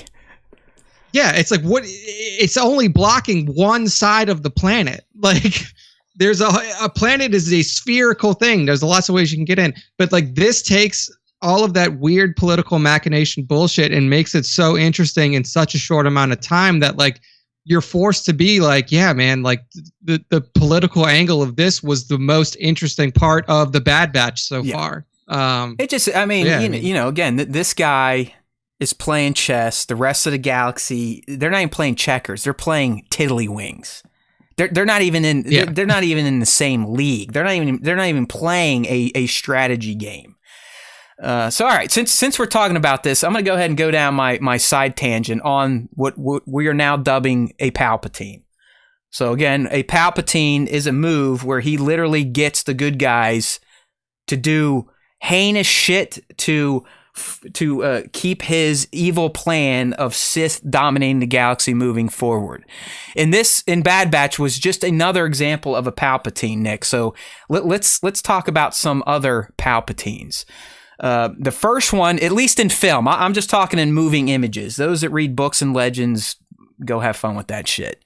So, in my opinion, Nick, Palpatine number 1 is the trade blockade. I mean, he stages all that with the Trade Federation to get Amidala to go to the Senate to vote no confidence for Valorum to prop himself up to become Supreme Chancellor. So that's a Palpatine. Okay. Yep. Number 1. First he played his home fucking planet. He got his queen to do the dirty work. See? That's a Palpatine. Okay. Mm-hmm. Palpatine number 2. Emergency powers during the Attack of the Clones. Again, remember, he's the guy that created the fucking clone army 10 years ago. He's the guy that got Dooku to get the CIS all up in arms. But he then tricks his Senate to give him essentially God-level powers. To what he uses, Nick, to create a clone army that he already had created. That was already 10 years prior. That's a Palpatine. Again, getting the good guys to do it. Was that Jar Jar that nominated him to have emergency powers? Okay, so there you go. That was the Jar Jar. Yeah, Palpatine number 3. He convinces the Chosen One to turn on Mace Windu. Wait, hold. There's one more before that. He stages his own kidnapping, and then that forces... you're right. You're so right. You're correct. So that's Palpatine number 4 when he stages his kidnapping at the hands of Grievous to bring literally to bring the war to the skies of Coruscant. And that causes the split up between Obi-Wan and Anakin because Obi-Wan gets sent on the mission to go fight to go find the Chancellor's kidnapper to go fight Grievous, and now you have Palpatine and Anakin alone on Coruscant, and you already know that he's poisoned honestly, Anakin against the Jedi Council. Nick, I think that's Palpatine 5, because you could argue the fact that he goes over the Jedi Council and places Anakin as his representative on the council. That is really what started the bad blood between Anakin, Obi, Mace, and the like. So thank God you were here, because you're right. You just found 2 more Palpatines. All right, so back to number 6 then would be the, flipping Anakin during his Mace fight, like literally feigning weakness to get the chosen one to come to you. Then right after that, like this guy doesn't fuck around with his Palpatines. Order 66, right? That he planned 10 years prior to put a fucking chip in the clone's head that when he said Order 66, they'd murder the Jedi. That is a Palpatine using good guys to do evil. Okay, are we seeing the theme here? Moving on. We just saw the next one, and there might be a few more, but clones are bad. We need stormtroopers. And he got clones. Literally, he had clones aid him in the downfall of clones. Of clones, yeah. Come on. I mean, send the guy a fucking trophy. Next up, and Nick talked about it, dissolving the Senate. That's a fucking Palpatine.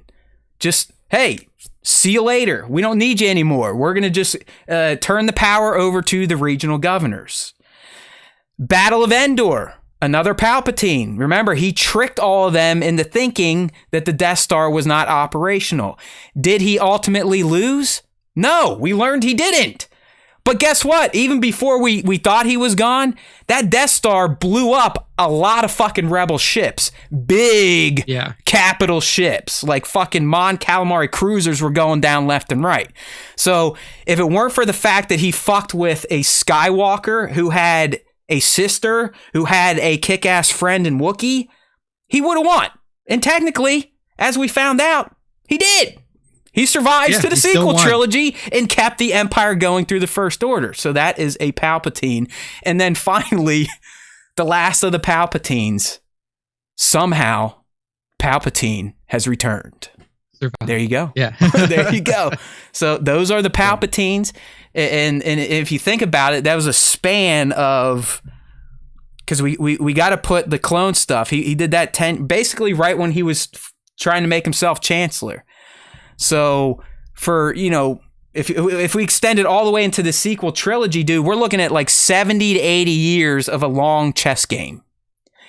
And most of his major moves, the good guys did it for him. That's the best part. Mm-hmm.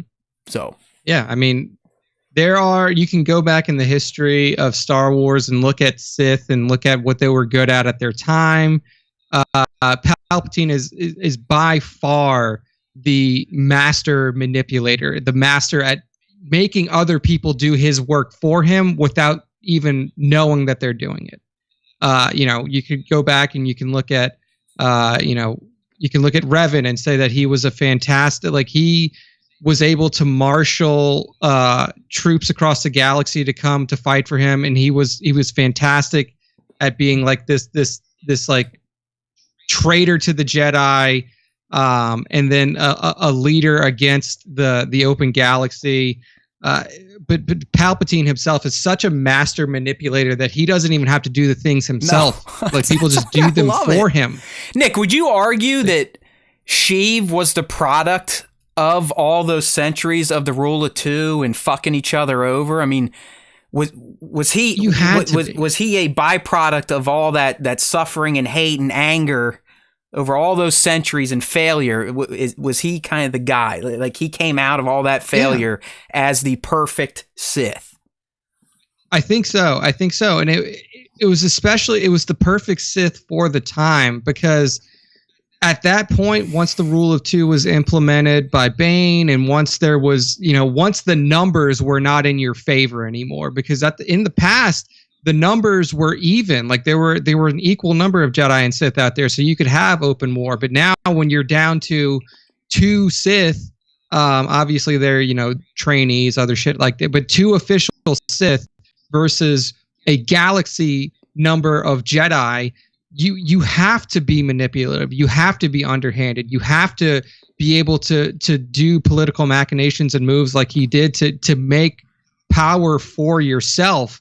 And he was the first, like, really, yeah, he was the product of all of the Sith before him, seeing their failures, but also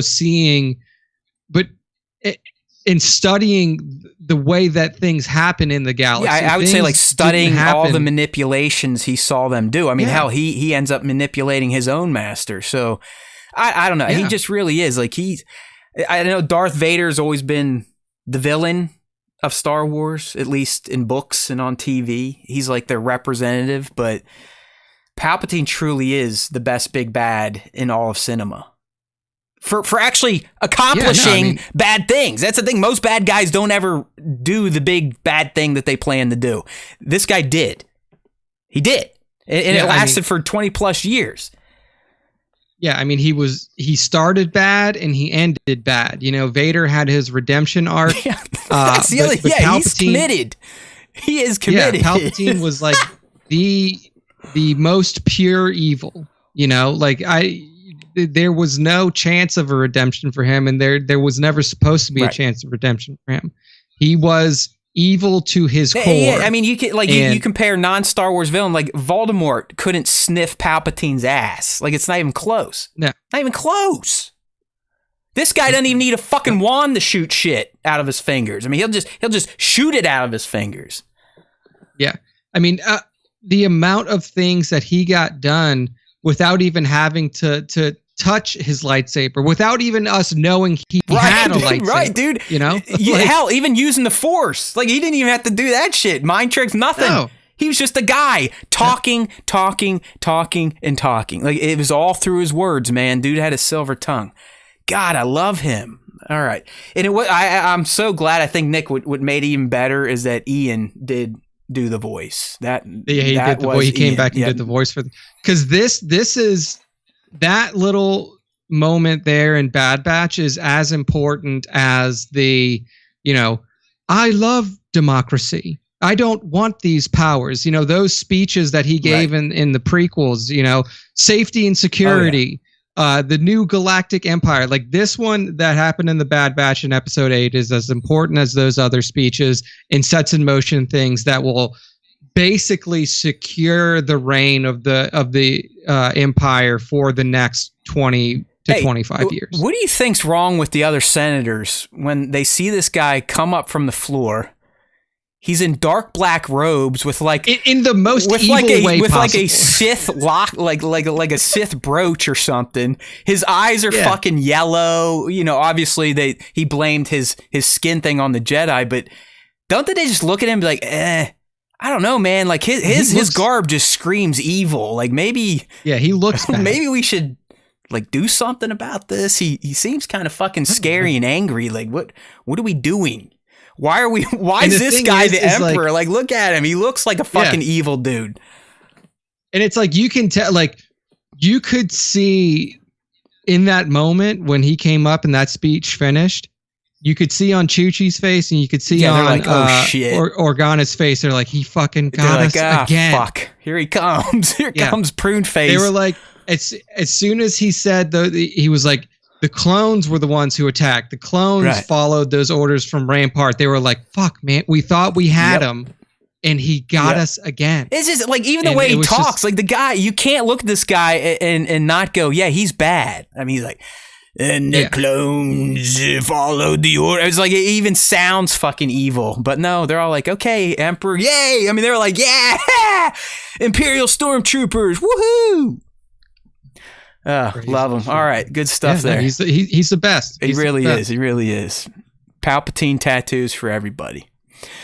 All right, last top moment here, and I'm not gonna lie. I watched it again last night, and it got me for a second time. And we're talking about Echo's departure. I absolutely did not see it coming. I was not surprised the way it happened. I mean, Echo has been the one since the first episode of season 2. Like, listen, guys, we need to do more. We need to get involved. And he's not, traditional Clone Force 99. He was a reg. He was turned into a cyborg of sorts by the Techno Union and decided to join them for the time being. But you could tell this season in particular, Nick, he was really feeling that pull. So the fact that his original brother showed up again and he's knee deep into resistance. I mean, we learned it here. He is a contact for clones that want to get out. Like, that is what Rex is doing right now. He is a guy that will put his life on the line to go into fucking Coruscant to save a random clone named Slip. So, I mean, that he's doing what Echo thinks the clone should be doing. But I did not see Echo leaving the Bad Batch this early in the season, or if ever. I just thought he would eventually convince them, like, all right, let's start doing it.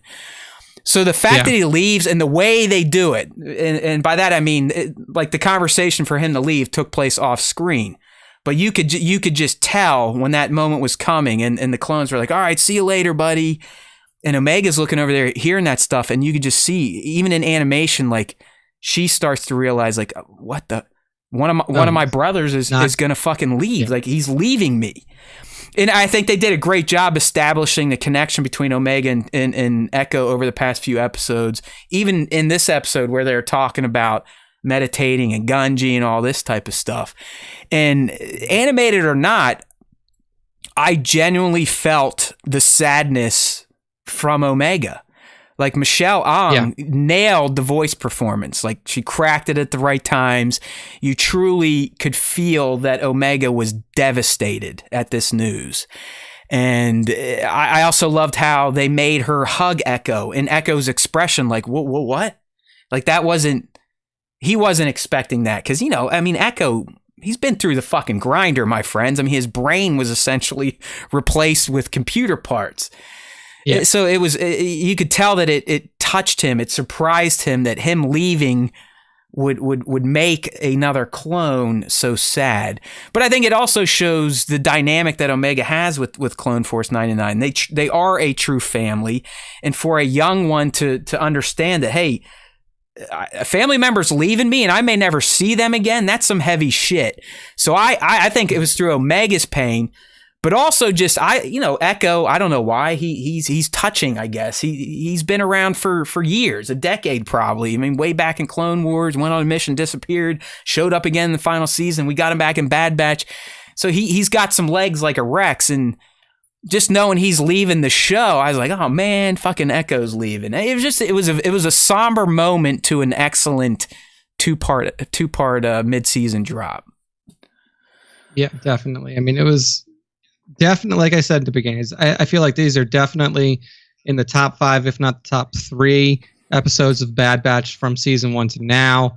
And it really does, like, it highlighted all of the characters' like strong points. It highlighted Palpatine's strong point manipulation. It highlighted Omega's emotional connection to all of the members of the Bad Batch. It highlighted Senator Chuchi and Organa's, unwavering faith towards democracy and towards, a Senate that should work towards doing things to better the galaxy. I mean, I think it was really a masterclass in animation writing for this show. These 2 episodes, 100%. Good stuff. I mean, really, like I said, the voice actors, Michelle and Dee, just great stuff. Poor Echo. We'll see him again. Don't worry. But I still think I was reading out there because I get into some weird rabbit holes on this science fiction shit. But there's some people like, Echo could just leave. It's okay. You don't have to. Everyone doesn't have to have their story resolved. I'm like, nah, fuck you. No way. You don't like any of these prominent clones in Bad Batch or Clone Wars. They have to be addressed because of what happens in Rebels. I don't believe a clone like Echo just goes and becomes a fisherman somewhere and never links up with Rex, Gregor, and Wolf again. It makes absolutely no sense. So sadly, they're gone. Something's going to happen to every one of these motherfuckers, probably outside of Omega. And I hope they're holding on to Omega to develop her more into the live-action Mandoverse series, because there's so much potential if you think about it, knowing that she is the twin of Boba fucking Fett. Like, I wonder if they scratch that at all this season, or if we're just going to be full into what's going to happen with the clones and ultimately where things going with Crosshair and Clone Force 99. But I don't know. So, all right. Shifting gears here real quick, we'll go through and break down some of the references and Easter eggs that were featured in these 2 episodes. Starting with episode 7, we got some low-hanging fruit here. Start things off in that clone hangout. I'd like to be there one day. I'd like to have a drink with some clones. But we had an 8D series droid there serving people, just like 8D8 from Jabba's palace. Up next, the Senate scene was loaded with references. You know, we had Mas Amedda coming up, the Grand Vizier, who was just recently mentioned in Andor by our friend Mon Mothma. We had Senator Pamlo, who, if you were here right before the turn of the year, I went through 11 characters from Rogue One that need to be in Andor Season 2, and she was one of them, and shit, they're listening because they've already starting to dabble and dribble her out in the Bad Batch. But Nick, like I said earlier, I think it was a very nice touch to include her as one of the vocal senators against the stormtroopers and trying to figure out something to do for the clones. It just establishes her as Team Organa at this point in time. Speaking of Mr. Organa, obviously he was there too. You got to mention him. We talked about the blue guy, but it was cool to see Chuchi again. At first, I was like, man, where is this Pantoan from? I know I've seen her before, or Pantoran, I think is what they are. And sure as shit, it finally came back to me, and we've said it a million times so far. She was in a shit ton of Clone Wars. So if you're new here and Bad Batch is something you're just coming into, go check out some Clone Wars. You will see where Ryo came from. So all great little Clone Wars references right there. Here was a deep one, and I did have to rely on the internet a bit for this, but I kept looking at Bale's droid. I'm like, I swear I've seen this motherfucker before, and I know I've heard the R2C4. And sure as shit, Nick, and I don't know like how deep we want to get into it, but I'm going to go with right now, this is the R2C4 that is in Star Wars Resistance. Because there's an R2C4 in Resistance. He's blue. I think they got a little yellow on him, but I mean, literally he's R2C4, so we're just going with that. So it's a nice little touch there. Even though Bale is long dead by the time Resistance comes around, droids aren't organic. They can live. There you go. So that was probably the deepest cut. And for you Martez sister haters out there, I'm sure even though these episodes were excellent, you probably still grimaced a bit when you realized that Rex was taking that unnamed clone and Chuchi to their shop in the lower levels of Coruscant. But that was a nice little reference to the final season of Clone Wars. And as we know from season 1 of Bad Batch, Nick, the Martez sisters are directly working with Rex in the name of Resistance. So they are useful after all. All right, so moving into episode 8, we've got a few more to go through. Up first, I know some fans have been wondering, but we finally figured out where this character has been, and no, it is not dead. Gonki lives, my friends. Honk, honk. We finally got to see Gonki again. He showed up in the Bad Batch ship. And we also, some callbacks to items on the ship. We also saw at the very end Omega playing with Lula. Again, we haven't seen that in a while after she was kind of dealing with the loss of Echo. Echo. Speaking of Echo, in one of the conversations, I don't know if everyone picked up on this, but he directly mentions his time on Skako Minor. And that's where he was turned into essentially Lobot. Like if people haven't realized that he was turned into Lobot, Lobot V1. Yeah, he's not like full clone anymore. The dude is he's got some cybernetics. What do you call people that are organic and cyber? What's it called? Cyborg? Androids, right? Cyborg. Yeah, cyborgs. And androids are all all robot with like human skin. Yeah. So the gonk there, but yeah, nice stuff. And we also had another return of a Clone Wars character, Halle Bertoni. I remember her in particular. I believe she's the one that foiled Padme's resolution to essentially end the war. Bertoni right here was one of the ones that kind of foiled those plans, and as you heard, she has become a disgraced senator, probably not even a senator anymore, since she doesn't have anything to represent after there's no planet. The Empire fucking no... iced her civilization. And then last but not least, we spent some extra time on this young man, but we got to mention it again, mostly because Ian returned, so I guess that's a voice cameo. But he also dropped Imperial Stormtroopers. So the genesis of that program. Here we go.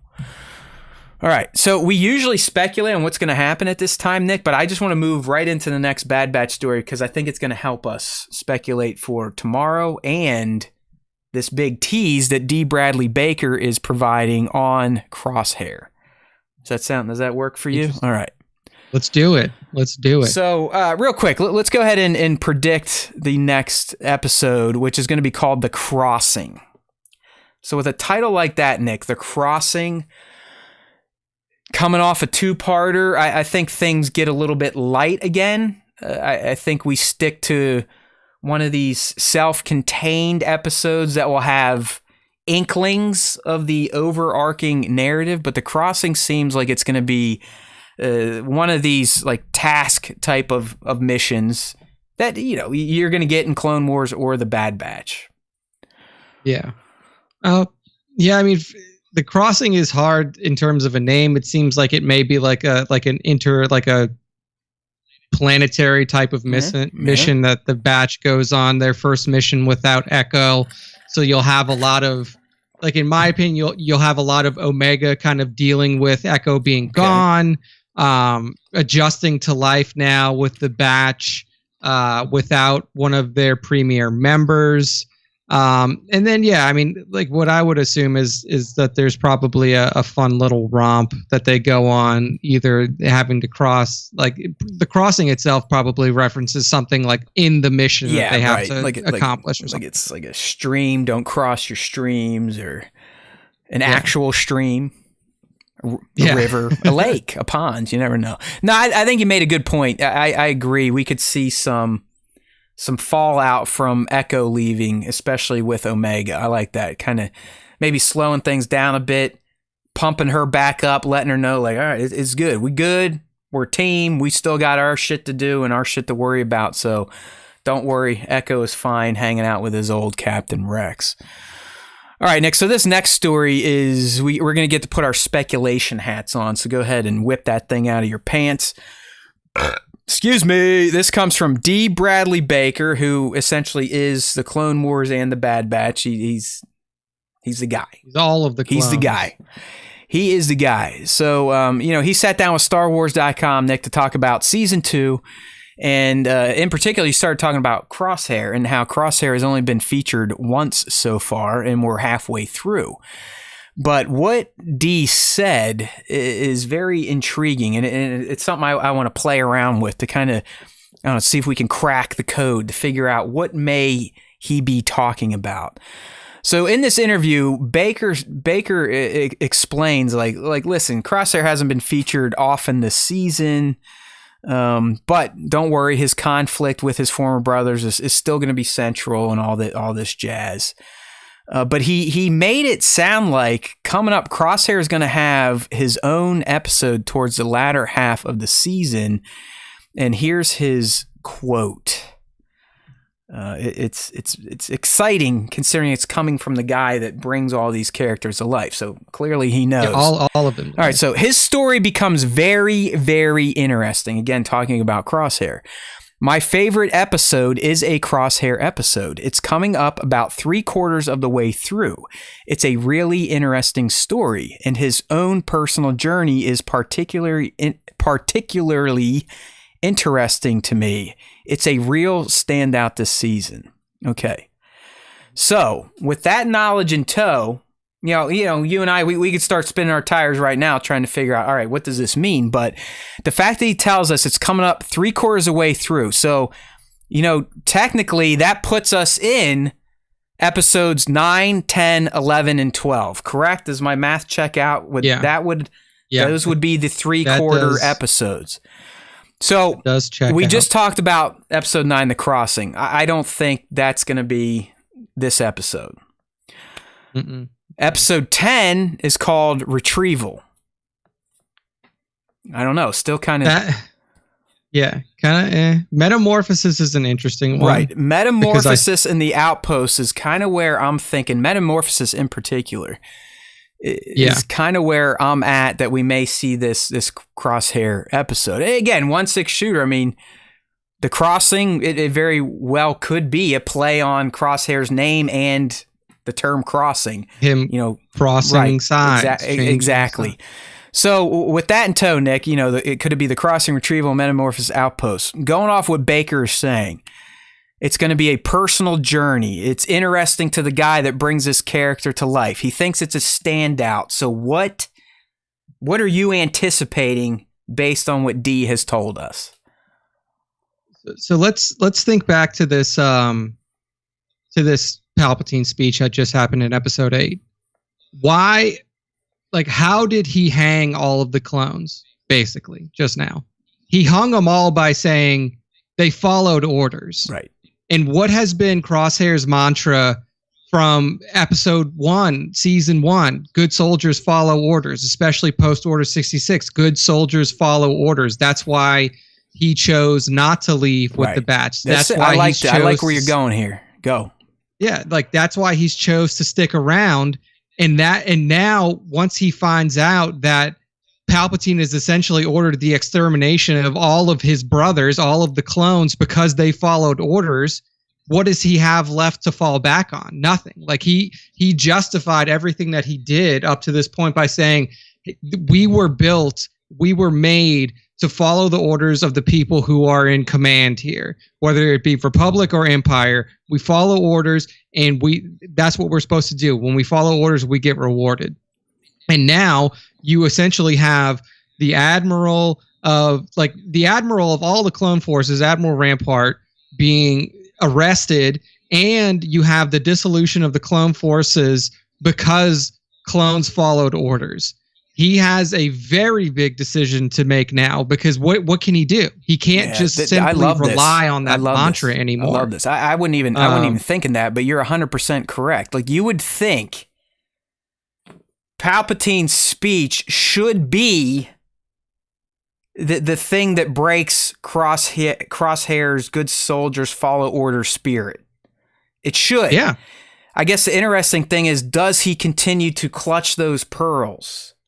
Does he somehow convince himself that, hey, you know what? Fuck them. That was their fault. They shouldn't have blown up. I don't know. But I think you're right. I think it has to give him pause, if anything, to be like, oh shit, this guy who already hates me just got locked up for following orders. Clones are now bad guys for following orders. I have t-shirts and fucking tattoos that says good soldiers follow orders. So what the hell am I supposed to do? I think you're fucking spot on. The question is, I also don't think Crosshair is a guy that can just flip a coin and be like, okay, I got to find my guys and I'm going to go fight the Empire. Like, I still think like he's going to have to go through some pain and misery to truly be like, okay, shit, yeah, this ain't the place for me anymore. Yeah, and metamorphosis is an interesting point in this, because metamorphosis you can take in a couple of ways. Metamorphosis in terms of the Empire itself. Like, the Empire is morphing into a fighting force that is now run by conscripted soldiers, like Palpatine was saying in this speech. Let the people that we're protecting fight for themselves. That is a huge change from having a built-in bred military force of clones that did all of their work for them. Yeah. So that whole structure is morphing, and you have to imagine that because this is now this isn't like a secretive thing anymore. Before, them trying to get like the Empire trying to get rid of the clones in nefarious ways was very secretive. You know, when Rampart shoots that fucking clone in the back of the head, throws him off that dam, that was one way that they were trying to get rid of some of them. Now it is an open effort. It's not even an effort. It's an open thing that's happening. So now Crosshair has to he has to go through a process of metamorphosis to figure out, like, okay, if I'm not this anymore, what am I? And I think that kind of speaks to the next part of Dee's quote, where he says that, like, he essentially says that Crosshair is not evil. Crosshair is not, like, he's not an Imperial lackey. Like, he's a very rational person, and there is humanity in his being. So when he sees all this happening, he has to go through a process of metamorphosis to figure out, like, okay, if I'm not this, I can't go back to my brothers.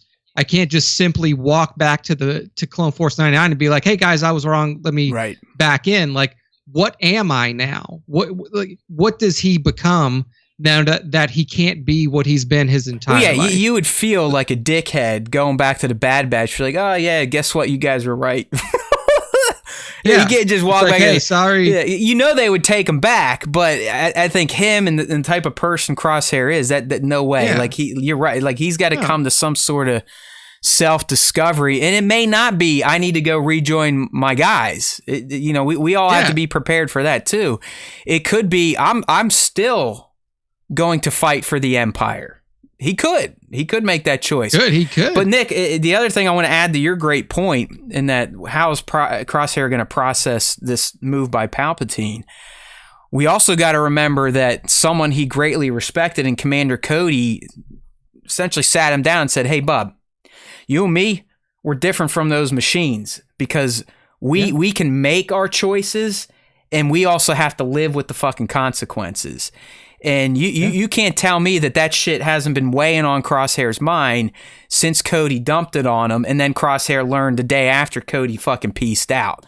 So the dude's already a mess. And I think that's why, episode 3 was so great, just seeing Crosshair in that solitary confinement. His room feels like a fucking prison. No other clones want to talk to him. The guy is in a bad, bad, bad place.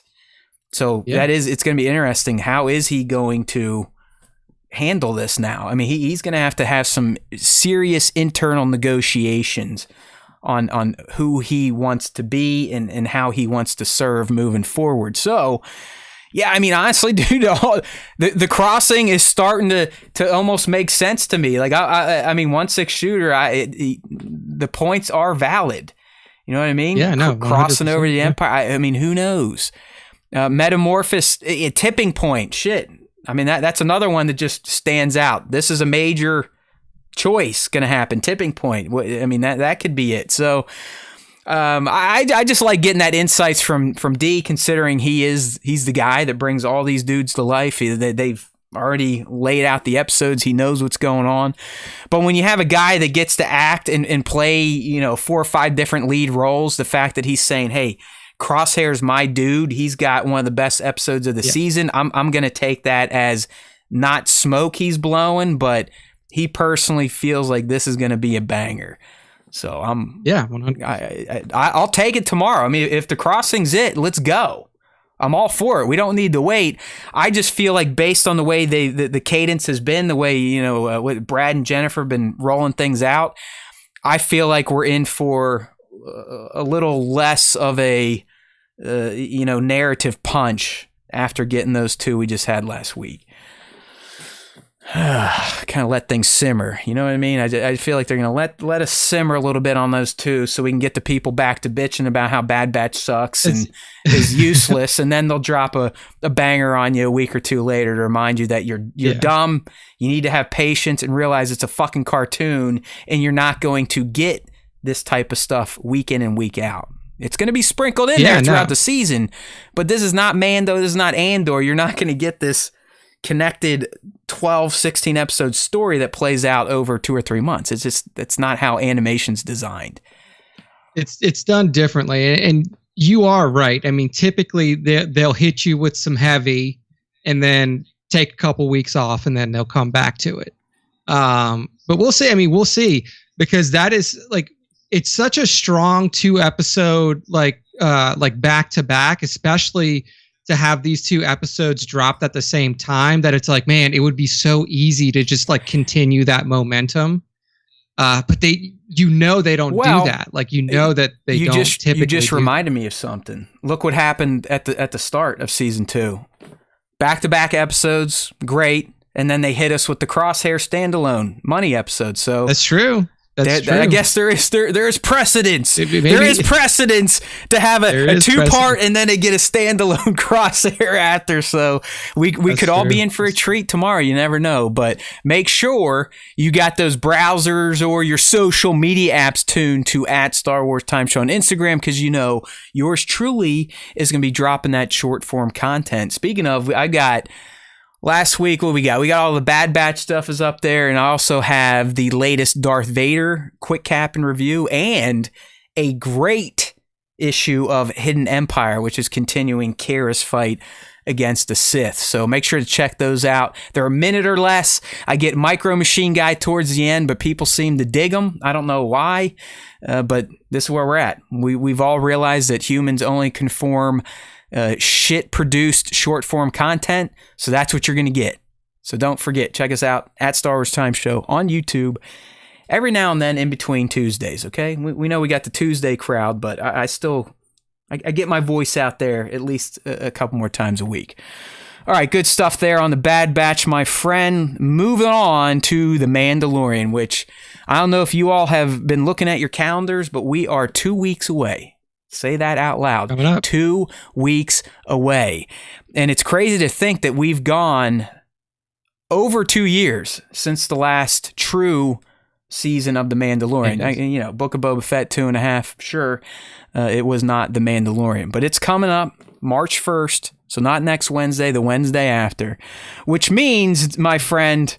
all the industry rags are coming out with their big interview pieces. We were used to it with Kenobi. You get your Empire spots, your insider spots, EW. So all that stuff is starting to happen right now. So Empire's the first one to start dropping some new Mandalorian Season 3 interviews and imagery. So we're just going to talk about a few of the quotes that I found to be interesting, starting with the lovely Katie Sackhoff, reprising the role of live-action Bo-Katan, who started as animated Bo-Katan. And the interesting thing here, Nick, is she explained to Empire that essentially in Season 3 of The Mandalore, because of all the time she's spent with the character of Bo, both in animated and now going into 2 years of live action, that Jon Favreau and Rick Famuyiwa both relied on her heavily into how she thought Bo would be feeling during a certain scene. And I thought that was kind of cool. Like, hey, usually the directors, they're telling you, no, this is how it has to be done. You need to go from A to B, do it this way, this tone, this style. This is how your character would feel. Over here in Star Wars land, it sounds like, these guys that are writing the material, they're not being overlords. They're actually going to the actors that have inhabited this character, in Katie's case, for over a decade at this point. So yeah. Here's what she said. I've lived in this woman's skin for a long time now. One of the things that John and I focus on is where she is in the moment, what peppers her experience. John and Rick every single day defer to me, which is a crazy experience to have these masters asking me what I feel. Evolving from a solely voice role to a physical performance, it's still the same Bo-Katan inside. It respects the craft and the years that I have put in. I really know her. Her pain is my pain. When she experiences something, I really feel it.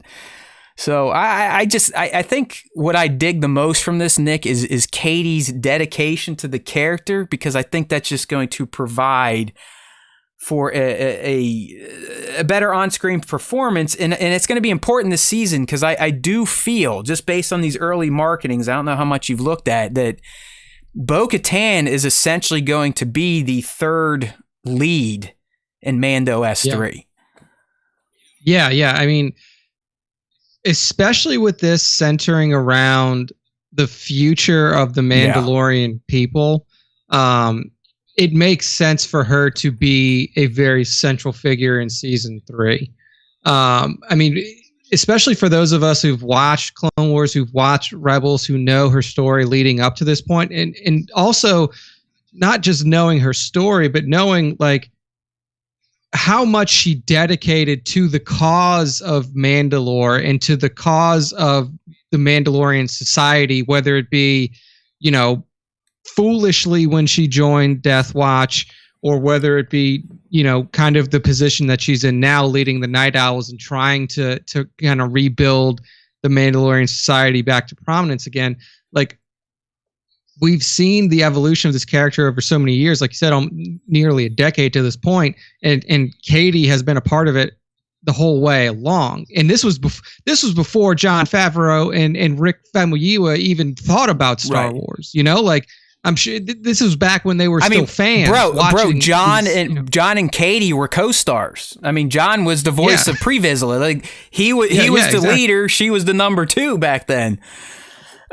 So it makes perfect sense that they would kind of defer to this because, you know, especially in the Star Wars universe, I feel like it happens more often, especially like with big franchises like Star Wars, where like you're not playing a character, you kind of become the character, you know?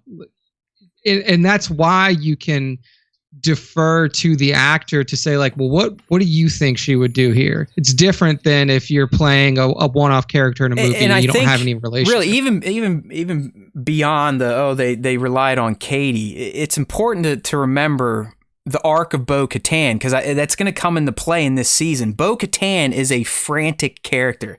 She does not have her shit together. She might have looked like she had her shit together in season 2 of The Mandalorian, but she absolutely does not. I mean, just listen to her. I need to get the dark side. I mean, that's how she was to Din in episode 3. Like, she's laser focused on that fucking sword because of her failings when she had it. But we also have to remember, she's one of the reasons Mandalore society split in half. I mean, she is just as much to blame as the Vizsla family for the fracturing of Mandalorian society on Mandalore. I mean, she had to go live on a fucking moon while her sister ran the place. That's the other thing. Bo comes from a royal line. That's why I think everyone's got to be prepared. Bo-Katan is going to be a big time player in season 3. A lot of the shit on Mandalore is going to revolve around her and how she is going to process what Din's trying to do with the sins of her past and what she wants to be now. Is she going to keep trying to fracture Mandalorian society? Remember, she's Kool-Aid drinker, you zealots, you helmet wearing crazy people, essentially. Is she going to be able to work with them? She needs to. But is she going to be able to get over all the shit from her past? And on the other hand, will they be able to get over their shit in the past? Because as we've said, I really think the season's going to be like Mandalorian faction, blah, blah, stick out your tongues. Okay, let's resolve our differences, and now we got to come together against this darker force. But it's going to be some bullshit before they get there. And a lot of the bullshit's going to stem from these leaders, which are Bo, the armorer. And then you got our guy caught in the middle who's just like, listen, I just want to be back in the crazy church again, people. I don't give a fuck. Like, I don't care. Like, I didn't know what this sword meant. I just beat the guy up. That's what I did. He truly is a character of destiny because he never had any intentions in this shit, where Bo-Katan, that's been her passion since birth. She's always wanted to lead. She wasn't able to because her sister was older. She didn't like what they were doing on Mandalore, broke away so she could get some of that power with Death Watch. I'm telling you, it's all going to line up. All these motherfuckers have a past together. I can't wait to see what the armor is, who she is. Like, I want that answer in season 3. I'm completely off the rails at this point. Bo-Katan, Katie Sackhoff. Okay. Yeah. Dude, I can't wait. Man, I'm so excited for Mando. Like, it's no joke. I know I've been bitching and moaning, like, oh, I don't want to do double duty. And yeah, that sucks, but we're now on the episode 3 of season 2 of our Mando rewatch, and I just, it's fucking Star Wars gold, man. It holds up. All the moments still pop. It's hard not to sit there and be like, yeah, Din, Grogu, listen to him cooing. I mean, it's magical. It really, The Mandalorian really has that Star Wars magic that not many Star Wars properties have been able to infuse in themselves and then make fans go cuckoo for Cocoa Puffs like we all have been doing since 2019. So the other interesting thing to note from this interview, and I'm not going to read the the long quote, but I didn't realize this. You know, everyone gives Pedro a hard time because it takes 3 people to bring Din to life. Well, I just learned now it takes 5 people to bring Bo-Katan to life. So, you know, you never know who really is behind those fucking helmets on set at any particular day. So I thought that was enlightening a little bit, because everyone's busting on Pedro for essentially being Joel the entire time they were filming Mando season 3 and just showed up to do some VO. But it seems Katie gets dubbed out too. Yeah. I mean, that's why stunt people exist, to do the, and that's why these motherfuckers, like, how do we still not honor the stunt department at during award season? I mean, award season's fucking stupid in and of itself, to have rich people patting themselves on the back for acting well. I mean, I love cinema. Such a self-congratulatory thing. Don't get me wrong. I love the art form. I love cinema. It's probably my favorite form of art, truly. I love it. And they are talented. All right, actors are talented. But the fact that they spend 2 or 3 months every year going around getting wined and dined and giving more money than they need and having smoke blown up their cooches left and right, it's like, okay. But the fact that stunt people don't get represented at the Oscars or Golden Globes, it's a travesty. I mean, they do costumes, makeup, set design. How do you not honor the fucking people that literally die? Yeah, that bring the action to life. We've had stunt people dying left and right on you know, Walking Dead. A dude died. I mean, the shit still happens because of the dangerous shit they do for these lovely people to stay looking lovely. So there you go. There's my 2 cents on that. Let's go, Academy.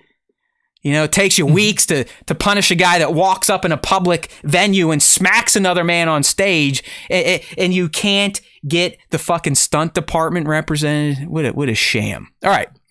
Moving on in the Empire coverage, Nick, we got some other quotes here. Here's Pedro kind of telling us what he loves about season 3, and he's just saying that season 3 really opens up the world in terms of Mandalore and the Mandalorians. That means so many different facets of culture, Star Wars politics, woohoo, and rules and discoveries. Delicious doors are flying wide open. He didn't say much, but he said a lot that I like, okay? The fact that politics is in there, after we just spent, 45 minutes jerking each other off over how great Bad Batch politics were? I mean, come on. I'm down. Yeah. Let's go. Especially Mandalorian politics. Come on. Let's do it. Put that shit on fucking C-SPAN. I'll watch it year long. Moving on. We got another one from Katie. And again, this is just like a tease. There's really not much we can do. Nick's probably ready to punch me in the face. But Katie revealed how blown away that season 3 gets in terms of like how deep of a dive season 3 takes into Mandalorian culture, that upon first reading the script, she texted John and Dave and was like, "Are you serious? This is an epic season. It's so big and so bold and so different. We know the family that she was born into. Now, what's the family that she's going to choose? What does that look like?" So, see, man, like I said, I feel like just as much as Din's journey to redemption and obviously Grogu's growth, I think Bo's just figuring out who the fuck she wants to be is going to be a major part of season 3. And I'm down. Yeah. Yeah, no, definitely. I mean, all she knows is that she needs to, like, her mission in life is to resurrect in some way the Mandalorian culture, because at this point in the galaxy, it's been wiped out for decades. You know, like it's not like this is a fresh wound that she's carrying. No. I mean, the Mandalorian way of life and culture was eradicated by the Empire. Not really even it's just society. There is no Mandalorian society. Yeah. They don't even have a civilization anymore. They live in fucking sewers. Yeah. So it's gonna be interesting to see like her journey. I almost think more so than Din's journey. I think that her journey, especially for longtime Star Wars fans, is going to be 100% such an interesting thing to follow and see where she ends season 3 versus where she was when we first met her. Is going to be fantastic. Yeah, I mean, hey, definitely. Like other famous characters that we latch onto, she is from royalty, technically. on Mandalore. So Very she true. definitely has a lot to say, and she has claims there, here, there, and everywhere.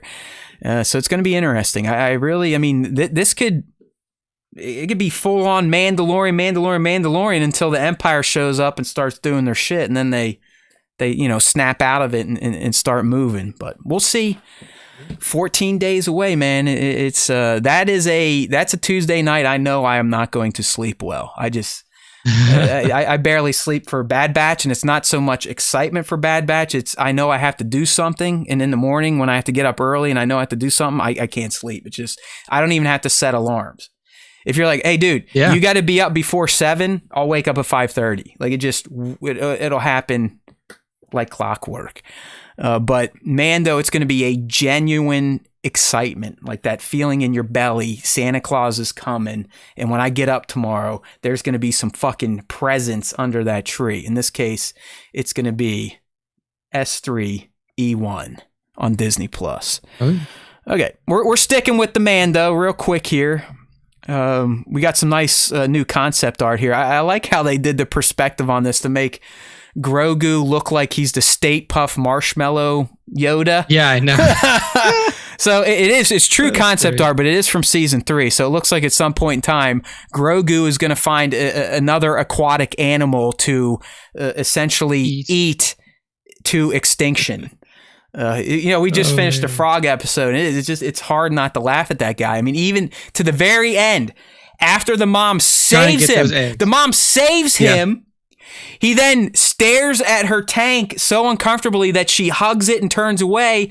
But then we see the little cunt had an egg stashed in his undies that he pulls out and eats anyway. It's like this guy, he's a terrorist. But anyways, he's going to be eating these little mud crabs. But the important thing here is that Rick Famuyiwa drop some insights into Grogu and how we should expect him to be used in season 3. Because if you think about it, season 1, season 2, it was that father cub dynamic. Like he truly was helpless. It was how can we rescue the baby? Then I need to deliver it to its own kind. So he was kind of a prop. You know what I mean? So here's what Rick is saying about Grogu going forward. There will be things in season 3 that once again have people talking about Grogu. I don't think that's enlightening, right? I mean, he's cute. Yeah, clear. Every season there's something. People are like, oh, did you see him do that or the hand thing? Okay, so that's not the big deal. In incremental ways, he's growing as a character, and in this partnership with Mando, as this relationship grows, Grogu has to become more central in things that are going on. He's now firmly at the hip of Mando in every adventure. The purity of the character brings out the best in the people around him. This next season continues to attach to that idea. So really, Nick, I think what Rick is trying to say is that Grogu he's transitioning from an accessory to a full-fledged character that may actually become more a part of the story and the what's goings on than he ever has been before. And if you think about it, makes sense. He has spent some time with a Jedi Master. So you have to figure he has learned a bit more about his Force abilities. And B, he chose the life of a Mandalorian. He's got his kit on. We've seen it in the trailer. He's got his chainmails on, and he did. He made the choice with Luke. Thanks, pal. I don't want that creepy old Yoda thing's lightsaber. I want to return to my dad. So it does sound like Rick is saying that he's going to go from being the thing that constantly needs to protected to potentially the thing that is getting directly involved in whatever Din is getting involved in. Is that how you process that? Yeah, I think that like at this point in his journey, he really Grogu really does need to become a character of his own. And when I say that, I mean not he needs to have his own agency at some point. And I think that that's kind of been one thing, because for me, Grogu's kind of getting a little old already. He has only been to this point a plot device that is used to kind of drag other people along in a certain direction. and he's never had his own agency. Obviously, he's a baby. He's a 55-year-old baby at this point, whatever he is.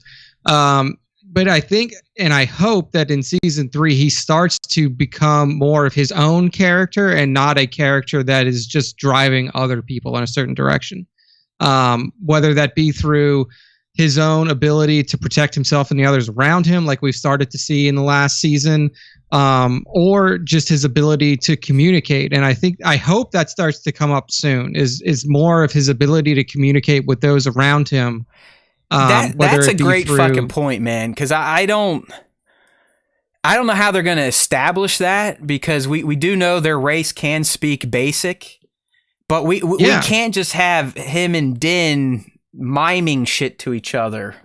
You know, like, hey, you need me to do this, or like where it's a one-sided conversation where we just hear what Din's saying. Yeah, I mean, and like to a degree, like. Star Wars fans kind of got used to a relationship like that with Chewie and Han, and Chewie in the OT gang. Well, because, the droid R2 as well. R2 as well, but like there was still communication that happened. Like there was, like, even though we didn't know what Chewie or R2 were saying to Han or Luke or Leia, they did. Right. And there was a communication and there was a conversation that happened that like we could understand from a one-sided perspective. We don't even know, like. Dude, I think you're spot on. I don't know how they're gonna do it. You know what I mean? Like I just, is it like baby talk right out of the gate, or is he immediately dropping sage ass wisdom because he's been around for 52 years at this point in time? And the thing is like we've seen him communicate through the Force with Ahsoka. So we know that he has. Right. I was going to go right there. Would you be okay if they somehow establish that he can now do that with Din, at least putting his thoughts into Din's head, so Din can kind of through ESP or telepathy, they just like him and Ahsoka, how they talk. It's not necessarily you need to have the Force to talk that way. I'm thinking is like, as long as one person has the Force, they can, and we know this, they can get into your head and at least tell you their thoughts. I don't know. Like maybe there's some way that they just make the Force sound, and Din's like, "Oh yeah, okay, I got you. All right, good." And Grogu coos like, "All right, would that work?" Or you need him speaking English? I would be fine with that, just as long as as long as he has a way to communicate on his own. So yeah, I would be totally fine if like they establish a means of communication through the Force. And you can have those similar conversations like Han would have with Chewie, where Chewie's just sitting there barking like a dog, and then Han is responding to him like he just said a whole sentence to him in English or in Basic or something like that. So as long as you're getting that, you're okay. It doesn't necessarily have to be words, because Trevor said it doesn't have to be like Yoda. Yeah, it doesn't, because now one other thing that we have to be prepared for is like now we know that Yoda talks like Yoda talks because of his master. Like it's not like.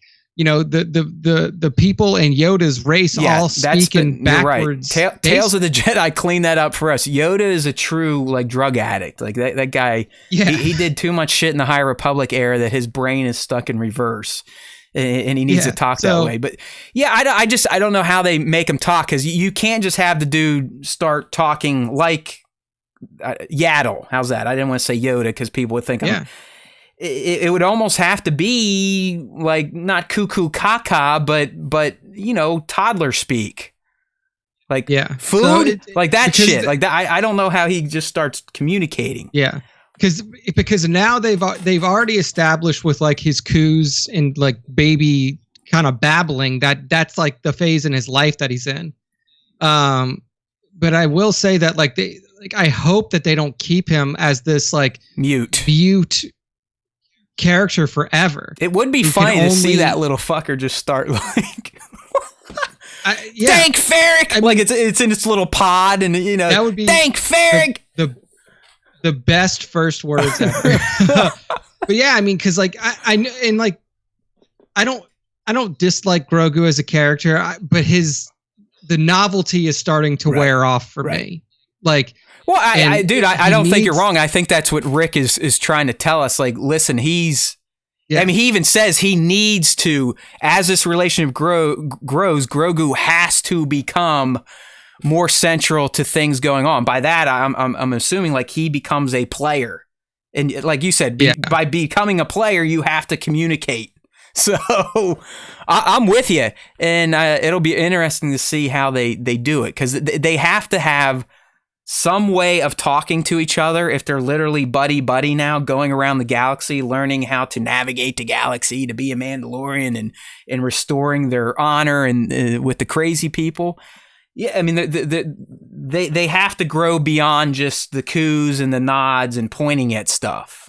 I'm with you. All right, yes. I'm with you. So yeah, well, I mean, we'll see what happens, but I really do hope that happens in season 3. Yeah, you got, hey man, you got some fans here in the chat. Stormtrooper Barney, great. Nick has ruined Grogu for me with well thought out points and need for character development. Ha ha ha. Seriously good points though. And then Bats agreeing with you too. Grogu needs to advance. It's getting stale. Okay. I'm just a sucker for cute. I still have my 1-to-1 Grogu out, and it sits with us when we watch The Mandalorian. Yes, I am that devolved, but I enjoy it. Okay, I love my I like my toys. If we go through all of season 3 without him establishing a point of communication, whether it be through Force, whether it be through, I'm not. You're gonna burn your Grogu merchandise. I don't have any Grogu merchandise. He becomes a puppy, and that's all he is. Like he becomes the dog that follows around the main character, but the dog has some cool tricks that it can do. Like and like I don't think that that's what they want him to become. I don't think that the fans want him to become that either. Like after 3 years of being with this character, and I know it's not 3 years in universe, like he has to start to have his own agency, and he has to be able to. I think you're spot on, man, and I do think that's what Rick is trying to tell us. Obviously, with Shackles, because he can't just be like, "Oh yeah, Grogu does this, that, and the other thing." He sues for peace. He rides a Mandalore, or I'm sorry, a Mythosaur. Yeah. Hopefully, he's not riding a If he's riding a Mandalore, hopefully it's Bo-Katan, right? Badoo, nice little rim shot there. Badoo, boo. Yeah. Welcome to the Star Wars time show. We'll see. Because I'm. Well, dude, I mean, I'm not tired of Grogu. Think about the leak that we talked about probably a year ago in regards to Grogu. Like, if that plays out, that's some agency, right? You know what I mean? Like, if he's strapped into that suit and kicking ass and taking names, then we're getting there. I think we're getting closer to what you want to see Grogu become, and I'm with you too. Although it is going through season 1 and 2, I'm still okay with him just being a little puppy and a little cute guy that likes to eat a lot of shit. But I agree with everyone, and they're telling us he's going to become more central. He's going to get there. I don't know if he's going to be dropping sets at Caroline's or anything like that, but I do think there will be, as Nick is hoping for, at least on the level of Chewbacca and Han, or C-3PO and the droids, or anyone with R2, we'll get that dynamic where they know what they're saying to each other, and that's good enough. Okay, thanks for playing there. Moving on, Cassian Andor set leaks already, and guess what? Yeah, I would say that's crazy. The two standout characters really from season 1. I mean, no, not Kino Loy, but Cassian and Luthen Rael. So there's really not much Nick and I can go on here outside of just kind of wondering what they may be doing. But just to set it up, Unbox PhD snagged this video. This takes place in London. So they're currently shooting in London, which to me, Nick, implies that they may be shooting Coruscant scenes that have Luthen and Cassian on Coruscant, which is intriguing. Or if anything, they're at least shooting on a planet that is in the inner rim. Okay, because you're not gonna choose London as a shooting location for the outer rim, right? Those are all your sand for and desert planets. So, exactly. and we already know for a fact that they used a lot of London locations for Coruscant, like where Cyril lived. That's apparently some complex in London that and where Cassian got arrested. That was that was near London, right? There's a few where what was her name? Damn it, I'm already losing their names. Oh hell, Luthen's number 2, who I think Clea. There we go. Clea and Val. Vel, or they met somewhere in London. Either way, so if we're looking at these shots, if we know that Cassian and Luthen are shooting scenes in London, to me, like I said, it implies they're either on Coruscant or they're somewhere in the Inner Rim on a developed planet. All right, that planet that actually has cityscapes and whatnot. And Luthen's he's whipping he's got like a new cloak. It looks like he replaced his lighter beige duster for a darker brown one. Cassian, again, is whipping a pimp coat. Like this guy, if anything, he always has a great coat to wear. Good style. So let's just go with the idea that they're on a populated city, and we'll just say Coruscant. Why would these two dudes be hanging out on the streets of a Coruscant-like city? Yeah, I mean, at this point, it's pretty clear that Cassian, that Luthen has now realized that Cassian can't just be disposed of as he thought before. Yeah, I mean, at this point, they're teammates, right? They're on the same they're on the same page. And I think that now is the point of acceleration that Luthen has been kind of talking towards. Like he's planning, like probably season 2 is planning the acceleration towards like more like bigger and more obvious action that will out the Empire, as he's been hinting at towards like in season 1 a lot. It's like we need to ramp up because when we ramp up, they ramp up, and when they ramp up, everybody sees it. And I feel like now that Cassian has kind of established himself as somebody who not only can he get things done in terms of like, this is your mission, go do it. We've seen that with the Aldhani mission, but we've also seen him orchestrate a fucking prison break and all of this. So like, I feel like it's probably conversations around like, what do we need to do? Like, what's our next big move? So like a really check-in, kind of they're checking in, like, okay, this is in order.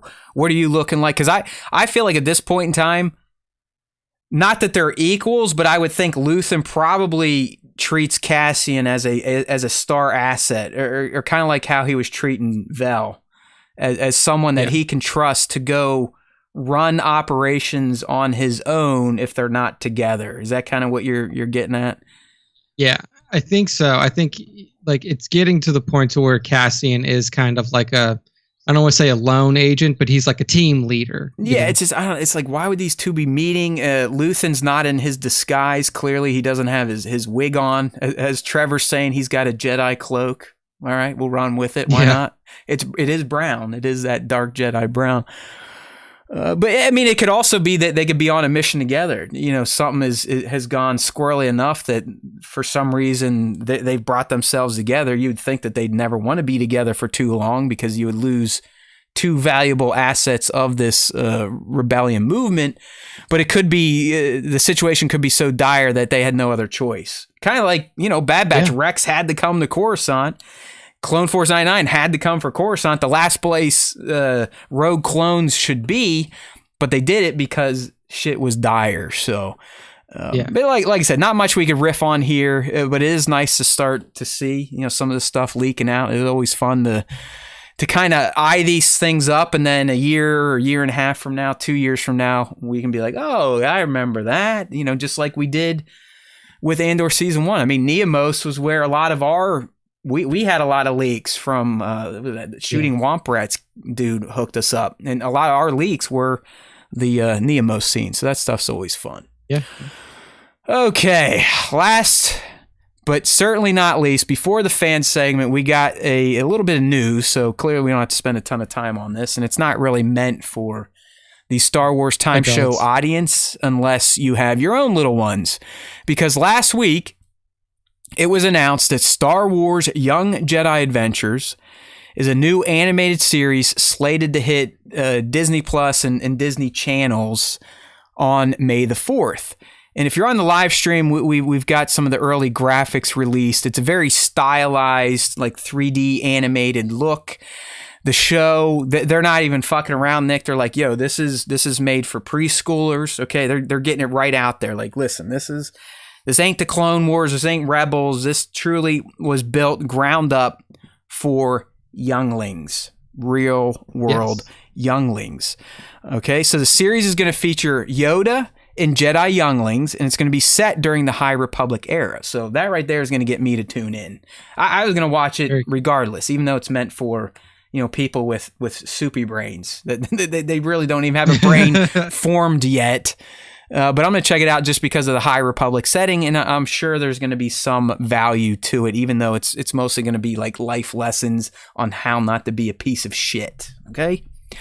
The cast of characters, in addition to Yoda, are going to be Jedi younglings Kai, Liss, and Nubs. And then their friends are Nash and RG-83. The voice cast is loaded with recognizable names.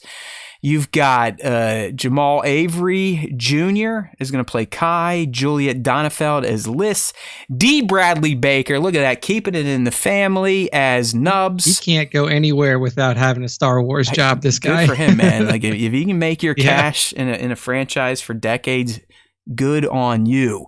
Emma Berman as Nash Durango, Jonathan Lipow as RJ-83, and Pieter Michael as Master Yoda.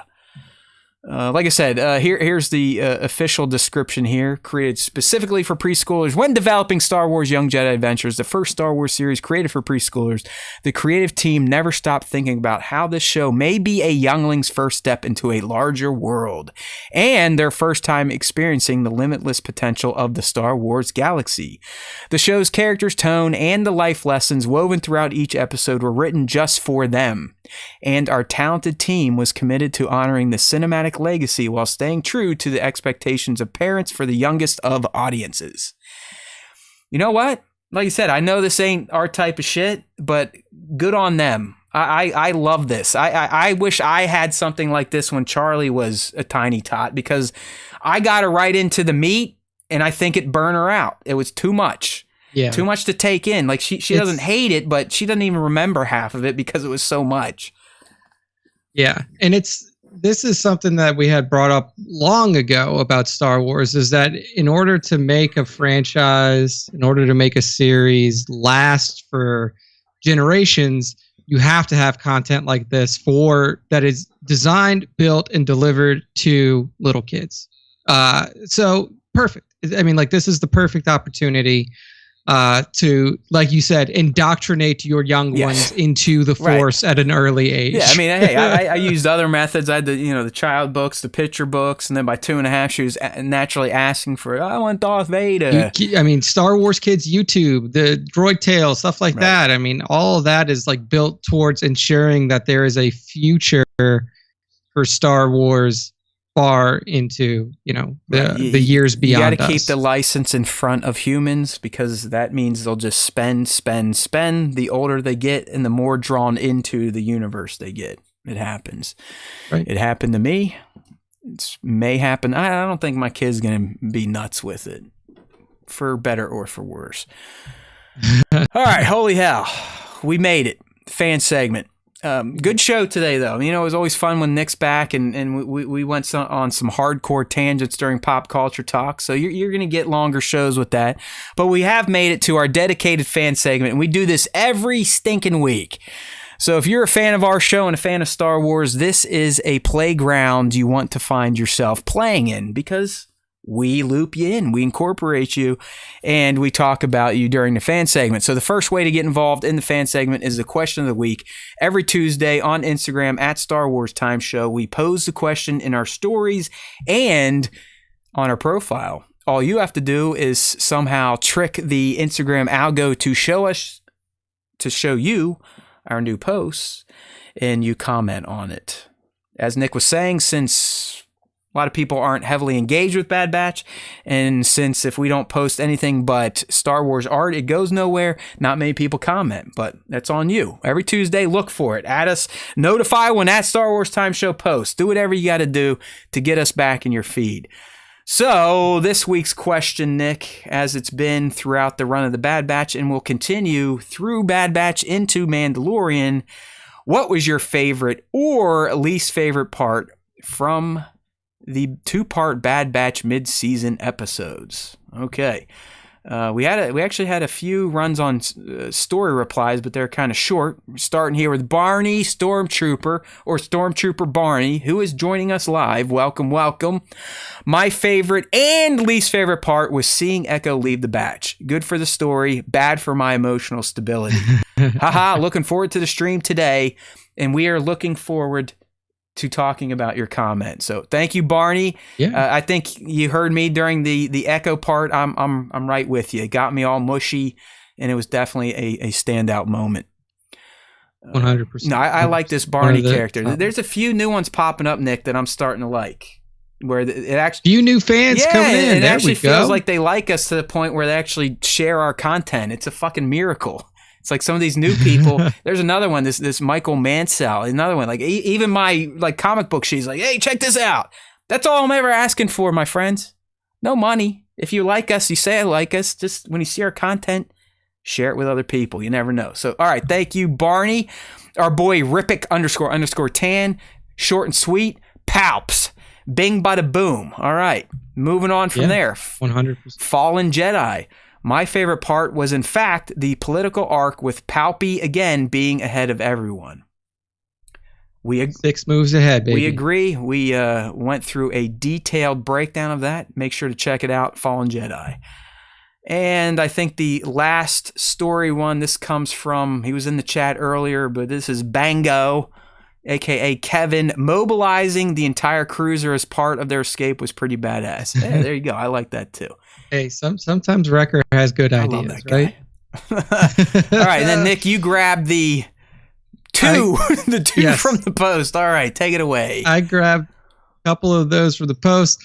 Nova Toymation says, for me, it has to be Palpatine with McDermott returning to voice the role. Anytime we get him back in Star Wars content is a gift, as who knows how much longer he'll be able to do it. Oof. Already talking about Ian potentially saying bye-bye. Nova just cursed Ian to death, so Ian will be dead by the weekend. Watch out. What an iconic speech and huge moment in Star Wars history. Good. Yes. For those wondering, Nova Toymation is our longtime fan, SW Black Series Clips. He is rebranded as Nova Toymation. Changed his name. That's right. Nova Toymation's a good name. And then Panda Boca. He says, love seeing the story push forward and some light being shed on the clone phase out. Plus, like others have already said, the Ian McDermott Palpatine appearance was a perfect twist. People love some Palpy. There we go. He's the baddest man in the galaxy, but everybody tell you loves what, man, him. isn't it amazing what a dose of Star Wars politics will do for some Star Wars fans, you know?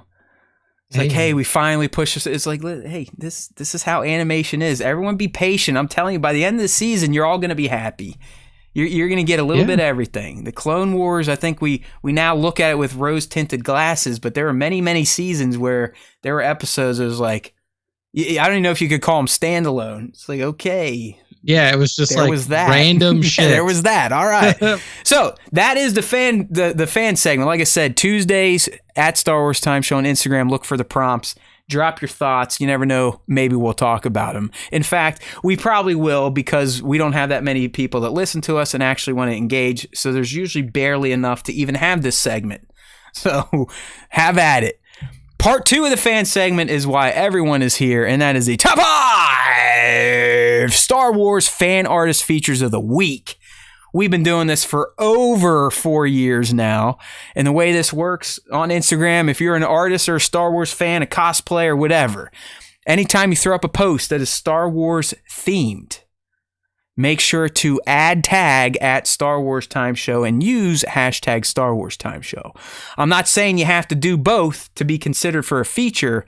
I'm just telling you, if you really want us to see your work, you need to add tag Star Wars Time Show. Not at Star Wars Time Show, add tag Star Wars Time Show. Then every morning I will go through the tags that we get and the hashtags, and I will feature them out on the account. Then after 7 days has passed, Nick will sit down in his lounge, right? He'll grab himself a Rob Roy, get himself a pipe, throw on his glasses, pull up a book, and he will pick his 5 favorite out of all those I have featured, and that is what we talk about on the show. So, Nick, who did you grace the top 5 with this week? First up in the top 5 this week is at Grande _Giove, Giove. And what Grande has given us is a fun. I love these kind of outside of universe Star Wars shots that we get from the photographers and artists sometimes, and this is a perfect example. We see Darth Vader and a couple of stormtroopers playing giant Jenga, but of course Vader's cheating. He's using the Force. He's got one stormtrooper lifted up, clutching on to one of the Jenga pieces, holding on for dear life. The other one shielding himself from all the pieces flying around. And like I said, Vader kind of in his magnificence, just kind of standing there, and Force moving around all these little blocks. He really is. He's like the big boss sitting there. He's got one arm behind his back, the other one using the Force, and his poor little minions are just like, "Damn it, boss! Can't we just play the right way?" I like the stormtrooper reactions, especially the one that's about to get the green Jenga block on top of his head. He's like, "Oh shit, watch out!" And the other guy's like, "I'm not letting this piece go. I was gonna win." It just is, like you said, fun setup using the little guys. These look like 3 3/4 inch. But as I was telling you, Nick, I mean, look at that. Only 59 likes on us. I mean, reach everywhere is fucking dead, people. Like, I know people have been coming after us. You missed it last week. We got attacked again for not featuring properly on Instagram. Someone took the time to call us out in like a 10-minute long story. I thought it was fantastic. But IG in general, there's just, it's fucked, okay? I mean, I saw a guy, Sergeant Bananas, one of the original, if not the original toy photographer. One of his posts, I think, got 50 views. And the guy's got like 50,000 followers. So it's fucked. Do what you got to do. Keep doing it. Add tag Star Wars Time Show. But yeah, this was a great one from Grande _Giove. I will say this too, for like when you have haters, you're doing something right, is what I've always been taught. I dig it. So the fact that anybody takes 10 minutes out of their day to post on their personal Instagram about the fact that they don't like how we feature makes me feel like we're doing something exactly the way we should be doing it. There you go. So good stuff there at Grande _Giove on Instagram. Next this up, is a wild ass creation, huh? This shit is wild. Hold this on. is from Hold on. I've done the thing where I don't. This is the best. This is why I need like a fucking intern to actually drive the show while I'm trying to do the show, because they haven't seen any of the shots yet. So hold on. Oh no!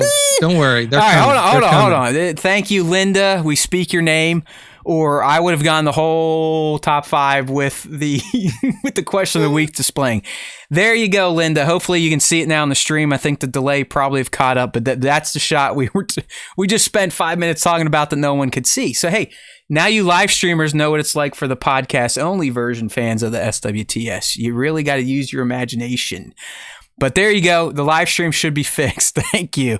So here we go. Moving on to the next one. Go ahead. Next up, at Paul Brown 12, like you said, Matt, a wild shot here, has turned a B1 variant battle droid into a Dark Lord of the Sith, and by doing so, he has given him a nice soft goods cloak, very unstable red lightsaber, and he seems to be force choking out a B1 battle droid of his own. And this, I don't know what this Dio is that he's got going on here, but this thing looks so badass. This awesome red-eyed like kind of something you would see in hell. Back. Yeah, exactly. I mean, you have heads, skulls on spikes on this bridge that he's standing on. It's just a fantastic setup and execution here from Paul Brown. Like you said, it's a good-looking shot. I like the background. I like some of the effects going on there. It looks like that might be in post, but who cares? It's the concept that does it for me. You get like this Geonosian battle droid, the ones that are kind of had the red paint, orange paint, whatever the hell you want to talk about. His eyes are red. He's got, like Nick said, he's got this, kind of blown out, chaotic lightsaber, force choking Roger, all right, for a better, for a lack of who knows which battle droid this is. They're all Roger to me at this point in time. But yeah, just cool idea, good execution, pays off. At Paul Brown 12, good looking stuff. Give him a follow. Excellent job. Next up for the top 5, at Boozy Manchild. I still Again, love that handle, Boozy Manchild. It's a great handle. This is another shot where you're essentially kind of off rolling whatever your primary picture is. So we have a stormtrooper commander whipping a green lightsaber and a blaster pistol, clearly in the midst of battle. I wonder if this is like a hidden Jedi that's like dressed up as a stormtrooper. Is, dude? And I'm gonna sound uneducated here, but this stormtrooper comes from a comic, and I think his name's Creel or something like that. But he actually is a stormtrooper that had a lightsaber for whatever reason. Nice. So yeah, I don't know how he got it. Again, these would be Legends comics, I believe. So it's been deleted.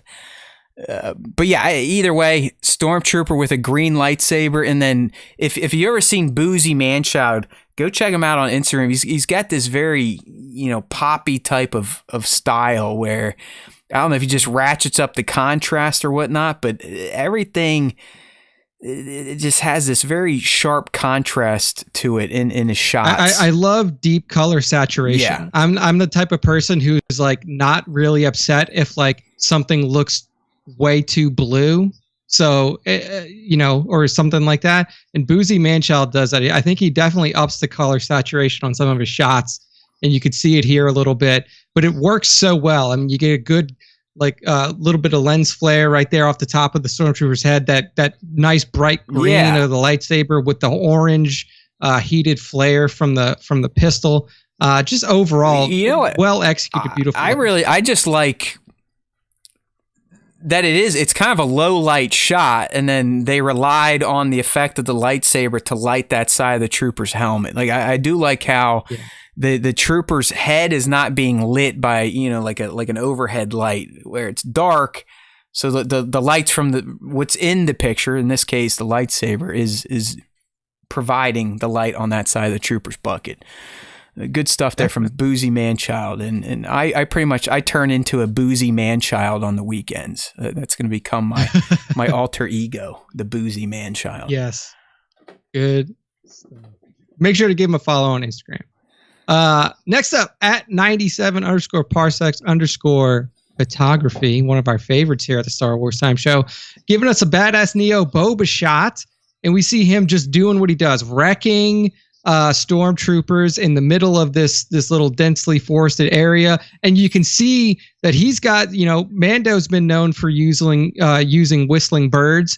And that's what Boba Fett's doing too, except his whistling birds seem to be attached to his knees. Right. Yeah, so we got to see him use those, I think, in Book of Boba Fett. His are more like little missiles. Oh, I guess, what's a whistling bird? It's a little missile, so yeah. Little missile. But no, dude, you know what? It's that effect to me that really sells this shot, because he traced the smoke trails perfectly on all these, doing just like they did, like we've seen in the show, where they don't, the whistling birds, they kind of take a roundabout way to get to their targets. They're not usually just shooting straight into them. They kind of launch out like a true missile and hit their arc and then come down on their target. And that's 97 captured that effect beautifully in this shot. He really is. I mean, trust me, the second person that hated us for featuring, they brought 97 up again. You guys feature him too much. It's like, well, yeah, because he's good. Okay, yeah, next. He's a fantastic photographer. I'm sorry. What do you want from me? I don't take his shots. He does. Yeah. No, I mean, 97 is a fucking top tier toy photographer, and it's hard not to feature him when he puts out work like this. I'm sorry. But yes, for those of you out there who don't follow him already, 97_parsecs. There was a shot where I knew, because you didn't watch Bad Batch yet, you probably were going to miss it. And Press Pause Photography did a recreation of Palpatine's Senate shot this week, and it was aces. But I was like, I know, I have a feeling Nick is not going to see this one, or he'll see it, but it's not going to. But not right, like the meaning wouldn't resonate. But that's why like last week I was bitching. I don't like picking the top 5. I love treating art as it should be, subjective. Like I feature what I think looks neat, and then Nick goes, well, out of what you thought looks neat, this is what I think looks neat, and that's fun. Yeah. And then, you know what? That's what makes this whole segment one of our favorites during the show, is you get to throw stuff at me, and I get to, put some of them up on the wall to share with all of the rest of you. Last week I went probably a little too deep into why certain artists get featured over others. I got maybe a little too honest with some people. It's like, listen, we get some crap, and crap doesn't sell, okay? In the end. We want to share things that look good. Exactly. Like what we see here. And what we see here from @SWTPicks for the last entry here on the top 5. SWTPicks put together the full pack of items that Mando has to lug along with him, especially pre-meeting Boba Fett. Yeah, season 2, episode 2, because you remember those dickheads blow up his speeder outside of Mos Eisley, so after he kills them, he then has to get all of the shit he won from killing the Krayt Dragon. So Boba's armor, the meat, like the meat bags he has with him, and and of course Grogu needs to be there too. Yeah, so he's got his jetpack, Boba's jetpack, Boba's helmet, Grogu in a sack, the Krayt Dragon meat. He's got, slinging all this over his shoulders. Plus he's got his rifle on his back. Plus, he's got his jetpack. Sometimes you just don't really appreciate what a good, a good speeder storage can do for you, a good ship storage can do for you, so you don't have to lug around all this stuff. I thought that SWTPicks did a great job of one. I mean, he's got to get all this shit attached to the figure and still have this figure not fall down immediately. Okay, little insights here. I want this figure very badly, but I am not going to do it because of what you just said. Trying to get this pose set up is a recipe for disaster for someone like me. Complete disaster. Like there's no doubt in my mind, within 3 minutes of trying to get this setup of Mando with all this shit on him, I would probably rip him in half, or rip his head off, or smash a helmet, punch Grogu in the face, you name it. Because there's no way this is an easy feat. That's why I said @SWTPicks with the Hot Toys balancing act, because that's exactly what it is. And another reason I decided to pass on this figure, outside of I already have 2 Mandos and I have one that looks just like this, is I learned that it employs this shitty head neck system that I talked about a few weeks ago, where if Spencer wanted to change Din's helmet to Din's head, Nick, he would have to essentially get this black generic neck piece out for the helmet to sit on, which plugs into like the ball joint at the chest piece of the figure. So fingers don't get down in there. To get my Boba Fett off, I had to use a hair dryer for an extended period of time to loosen the plastic. Then I had to get fucking pliers that scratched the shit out of the plastic neck to pull it all out to get fucking Tem's head onto the figure. This thing employs the same system. I will never buy those types of figures from Hot Toys again. It's so fucking stupid the way they design these things. Just ridiculous, because they have other helmeted figures that don't use this shit. I mean, literally, Bo-Katan. You put her fucking helmet on a peg, or you put her head on a peg. Why did we have to change it for fucking Boba Fett and Din Djarin? Sexism. Yeah, it's sexism. Damn it. No, I don't. Who knows? It's a fucking stupid design choice, and I hope the guy at Hot Toys fixes it. Either way, nice setup from @SWTPicks. Sorry. @SWTPicks. Sometimes this segment works me up. I know. You get like all the secondhand anxiety. Shit just fucking triggers me, man. These damn figures, dude. I it's not normal at all. Like, this is all me problem. I need help. I should go see someone. But there's a reason I don't do as much toy photography as I used to. And there's another reason why it's hard for me to even get my head to like, all right, let's do it. Because I crumble when my subjects don't perform the way I expect. I melt inside like baby, like, oh! Like starting to freak out. All right, buddy, is that it? All right. that is it. That's the end of the top 5, and that's the end of our show. Matt, close us out. That's right. Real quick, I'm trying to get Instagram to load because I have a closing message that I want to let everyone know, especially fans, because this is for the fans, and it's even better than honoring fan art. Last week, I talked about the possibility of us doing a cool giveaway, and it has come to fruition.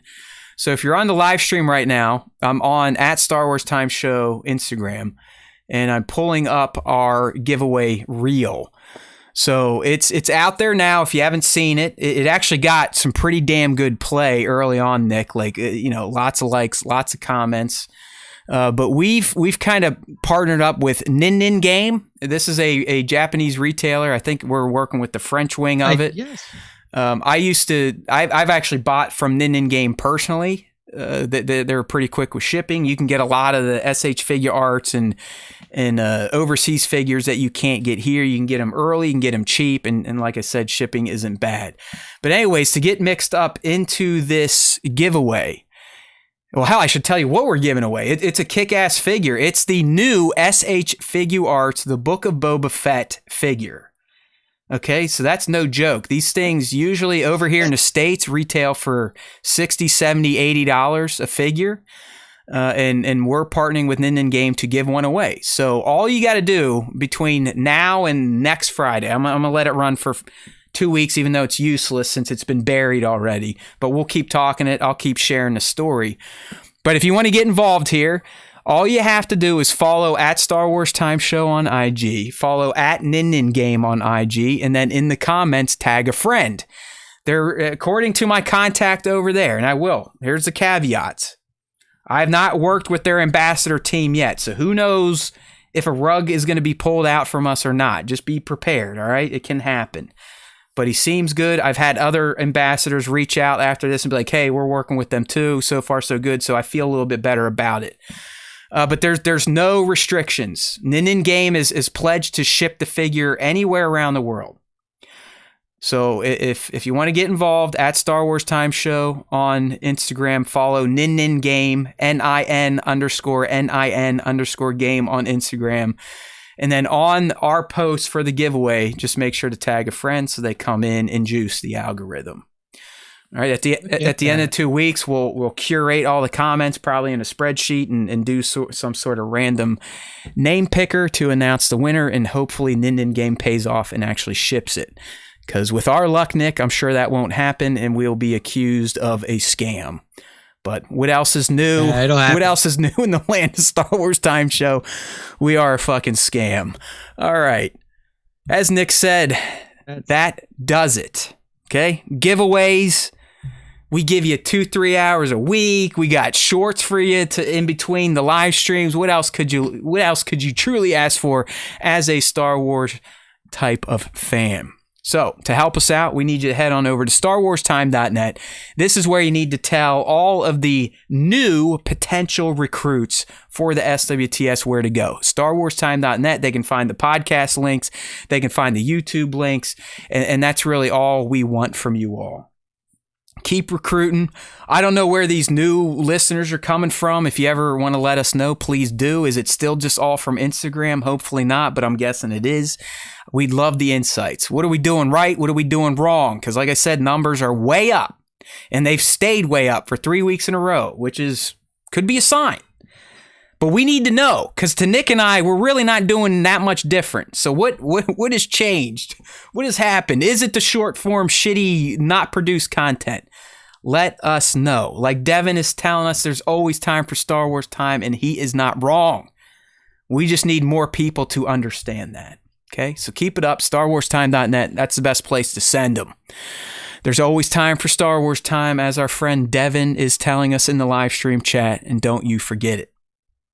Okay, Bad Batch tomorrow at Star Wars Time Show on YouTube, IG, and TikTok. You'll be getting our early release breakdowns. Don't forget, I get them out there hot. Probably before some of you motherfuckers are up. Because there's always time for Star Wars Time. There truly is for me. Look at the shirt. I love Star Wars, okay? It's a fact. And besides, if you do listen to the Star Wars Time Show, the Force will be with you always.